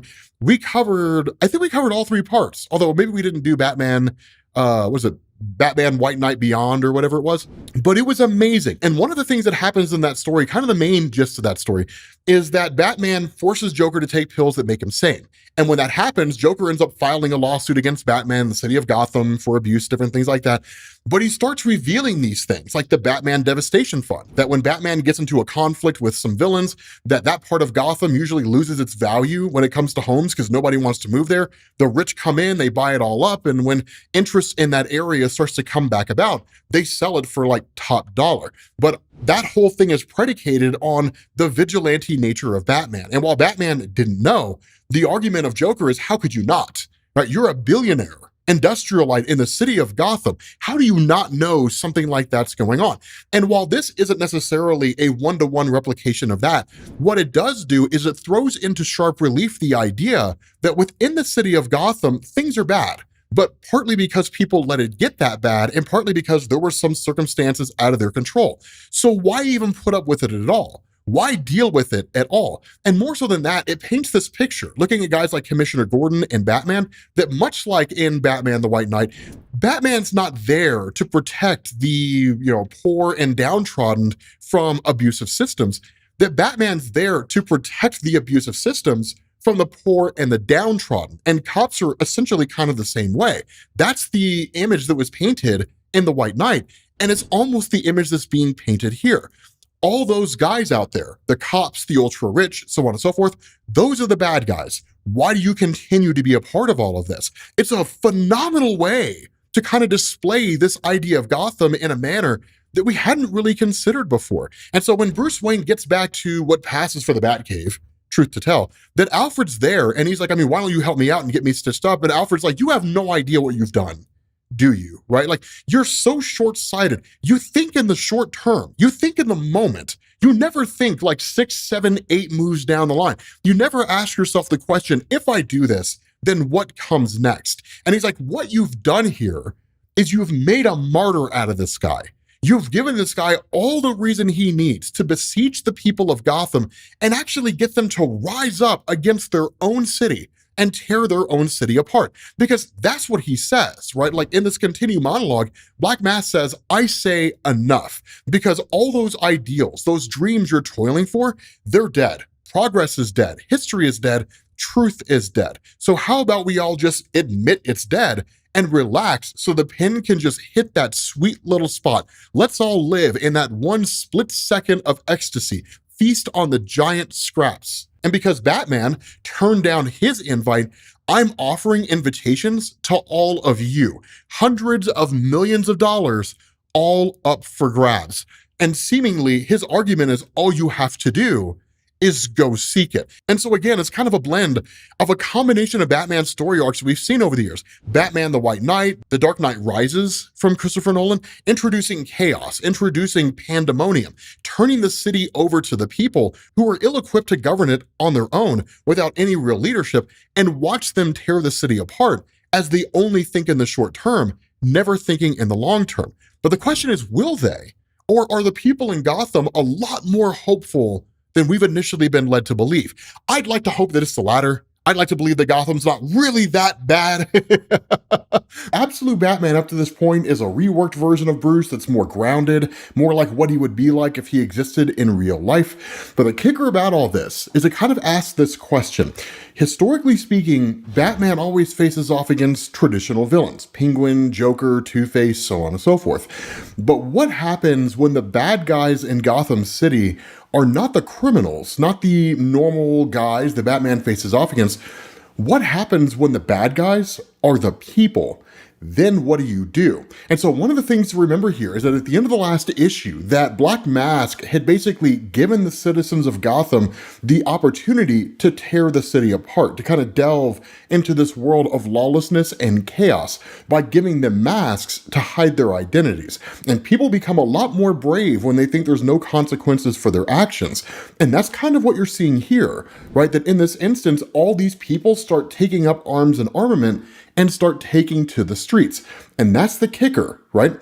Black Mask doesn't have a gun to their heads. He's just giving them the chance to do it. And all the people are taking it. And so what you end up doing is picking up with Batman, following him, just getting the crap beat out of him, and showing up to Waylon Jones. Now, remember, the traditional Batman Rogues Gallery are not actually villains here. Instead, they're all just childhood friends. One of the best twists on the absolute Batman mythos. And so when Bruce shows up here, Waylon doesn't know what's going on. He's like, look, man, you chose the wrong place to break into. And he's kind of drawing that conclusion based on all the pandemonium and bedlam that's happening outside the city. But then he realizes it's Bruce. But then Bruce tells him he's Batman. And that's where things get kind of nuts, because what this does is it switches over to the childhood of Bruce for a brief moment. Now, one of the things I do want to specify here, not a whole lot is given to us in terms of expansion regarding the day that Bruce's father died. And at this point, I don't know that we necessarily need it. It seems like enough context has been given to us that we get the general gist of the message. Instead, you basically have a sleepover between Bruce and all his friends, and they're all cutting up and they're joking. For some strange reason that I don't understand, none of them are playing a console, which is kind of weird. It's not a sleepover unless you're playing Halo. And you have all these guys just sort of having a good time as younger people. But then his mom goes to turn out the light, a guy standing there in the hallway, and he fires on Martha. Now, of course, it's a bad dream, right? We know that his mom is very much alive when he's an adult. But it's one of these things where it kind of recollects to the very nature of Bruce, the feeling of loss. There is something about losing your parents before you truly expect them to pass on, where the bottom falls out of it all, right? I mean, we kind of have this normal idea, right? It's just a normalized concept. At some point in the future, when I have kids, and my kids are likely teenagers, my parents will pass on, right? In their 80s, somewhere in their 90s, potentially older. But nobody really sees that coming when they're sort of in their 30s, right? It's just kind of this quiet concept that we all go along with because that's just how the world is supposed to work.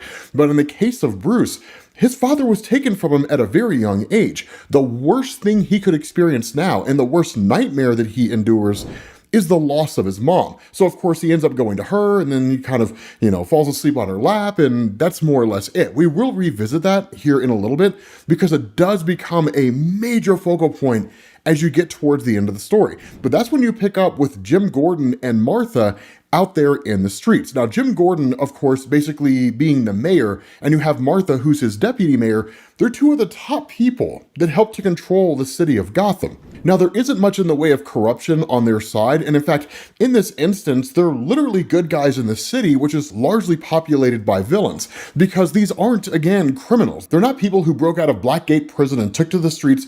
These are folks that run convenience stores. These are school teachers, right? These are custodians. They're staff support associates. They're teachers, right? They're just average people out there who have decided to turn to lawlessness. And that's where Martha puts on one of the masks as she realizes they're not doing it because they're just given the opportunity to be bad guys.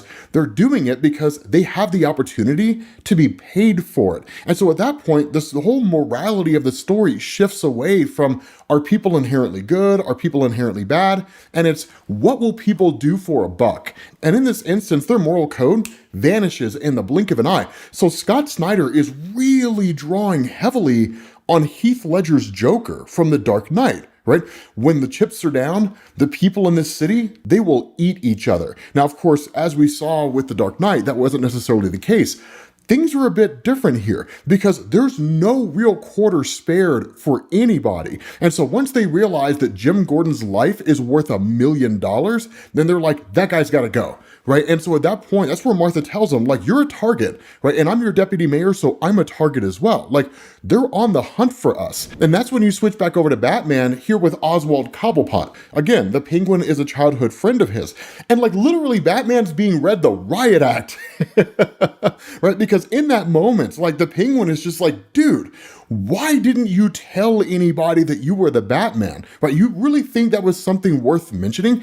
And Bruce's response is the kind of atypical response for superheroes who don't tell their friends and family that they're superheroes.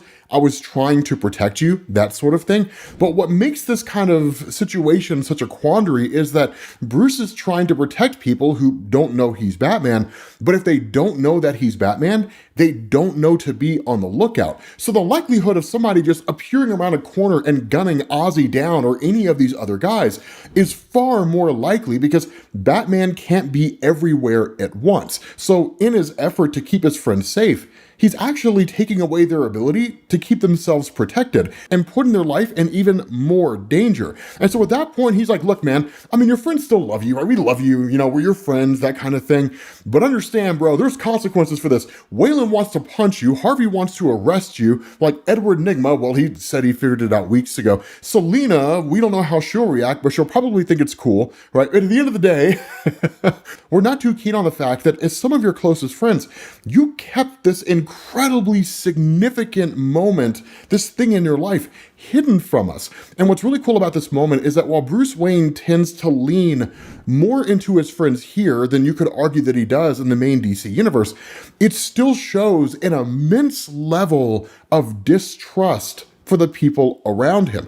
There is such a thing that when it comes to these relationships that we form, friendships and otherwise, yes, you can handle things on your own, but sometimes it's not about you. Sometimes you just give people emotional busy work because it makes them feel important. It makes them feel like an intricate part of your life. And that's what Bruce Wayne's experiencing here with his friends. Does it matter that they knew? I mean, not really. The fact that they knew would allow them to keep themselves protected a little bit more, but like, at the end of the day, what were they going to do, right? They were already helping him out. They just didn't know they were helping him out as Batman, right? So knowing just wouldn't have really mattered all that much in terms of practical application. But trust among friends is everything. And so that's where he says, like, you know, Edward said that the Black Mass entire network was too big to bring down, but that local servers could be crashed. So that has to be done on the boat. And if I can blow it, the whole thing goes down. And at that point, Ozzy's like, dude, blow it. Like, what are you talking about, man? Like, I barely had enough fuel to get you here. I don't have enough fuel to wait for you and then fly you back. We'll literally crash into the water. So if you go onto that boat and you confront Black Mask and you try to blow that boat apart, you're on your own. And Bruce says, like, I'm not asking you to, right? I just asked you to help me get out here. And so Bruce heads straight down onto this boat. And then of course he sees the label for life jackets, and then he grabs them and just starts beating these guys over the head, right? All these people who are here and are part of Black Mask's crew. Now, they try a variety of things in order to get the upper hand on Bruce, right? One of them comes running out like, I'm a little kid. You can't hurt me. And Batman's like, yes, I can. And in fact, I just realized that you would make a great football, and just like punts this dude over a boat, right? And just like sends them flying. And so like everyone who comes out and sees him there basically bails. And Batman, of course, throws out some life vests because Batman doesn't kill. But then you switch back to his conversation with Martha. And this is one of the most important parts of the entire story, because what happens here is he asks the question, what are you doing? And she's like, just organizing pictures. And she's like, this one is from right before you were born. And he's like, wow, man, like Dad's hair is longer than yours. And she's like, yeah, that happens, right? Believe it or not. Right? Your dad was a person before he was your dad. But at the end of the day, she's like, you bet it was, right? Like he was in a band that was called The Movements. And like Bruce is just kind of like, it sounds like bowel movements. And she's like, yeah, I told him that. But she's like, we were so corny, right? And she's like, here you are, like you're learning how to walk. It's kind of going down this bit of a memory lane.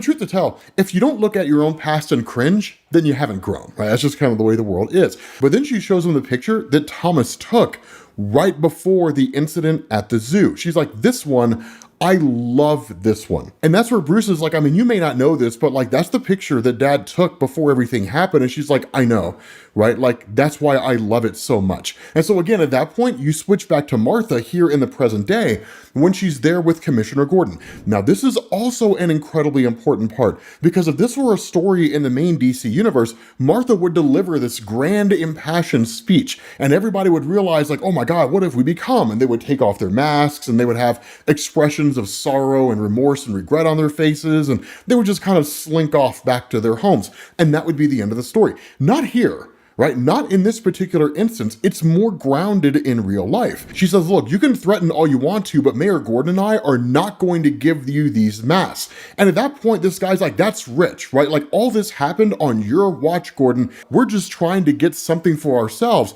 before it all falls apart. And that's where Martha responds. And she's like, you all saw Batman's feet.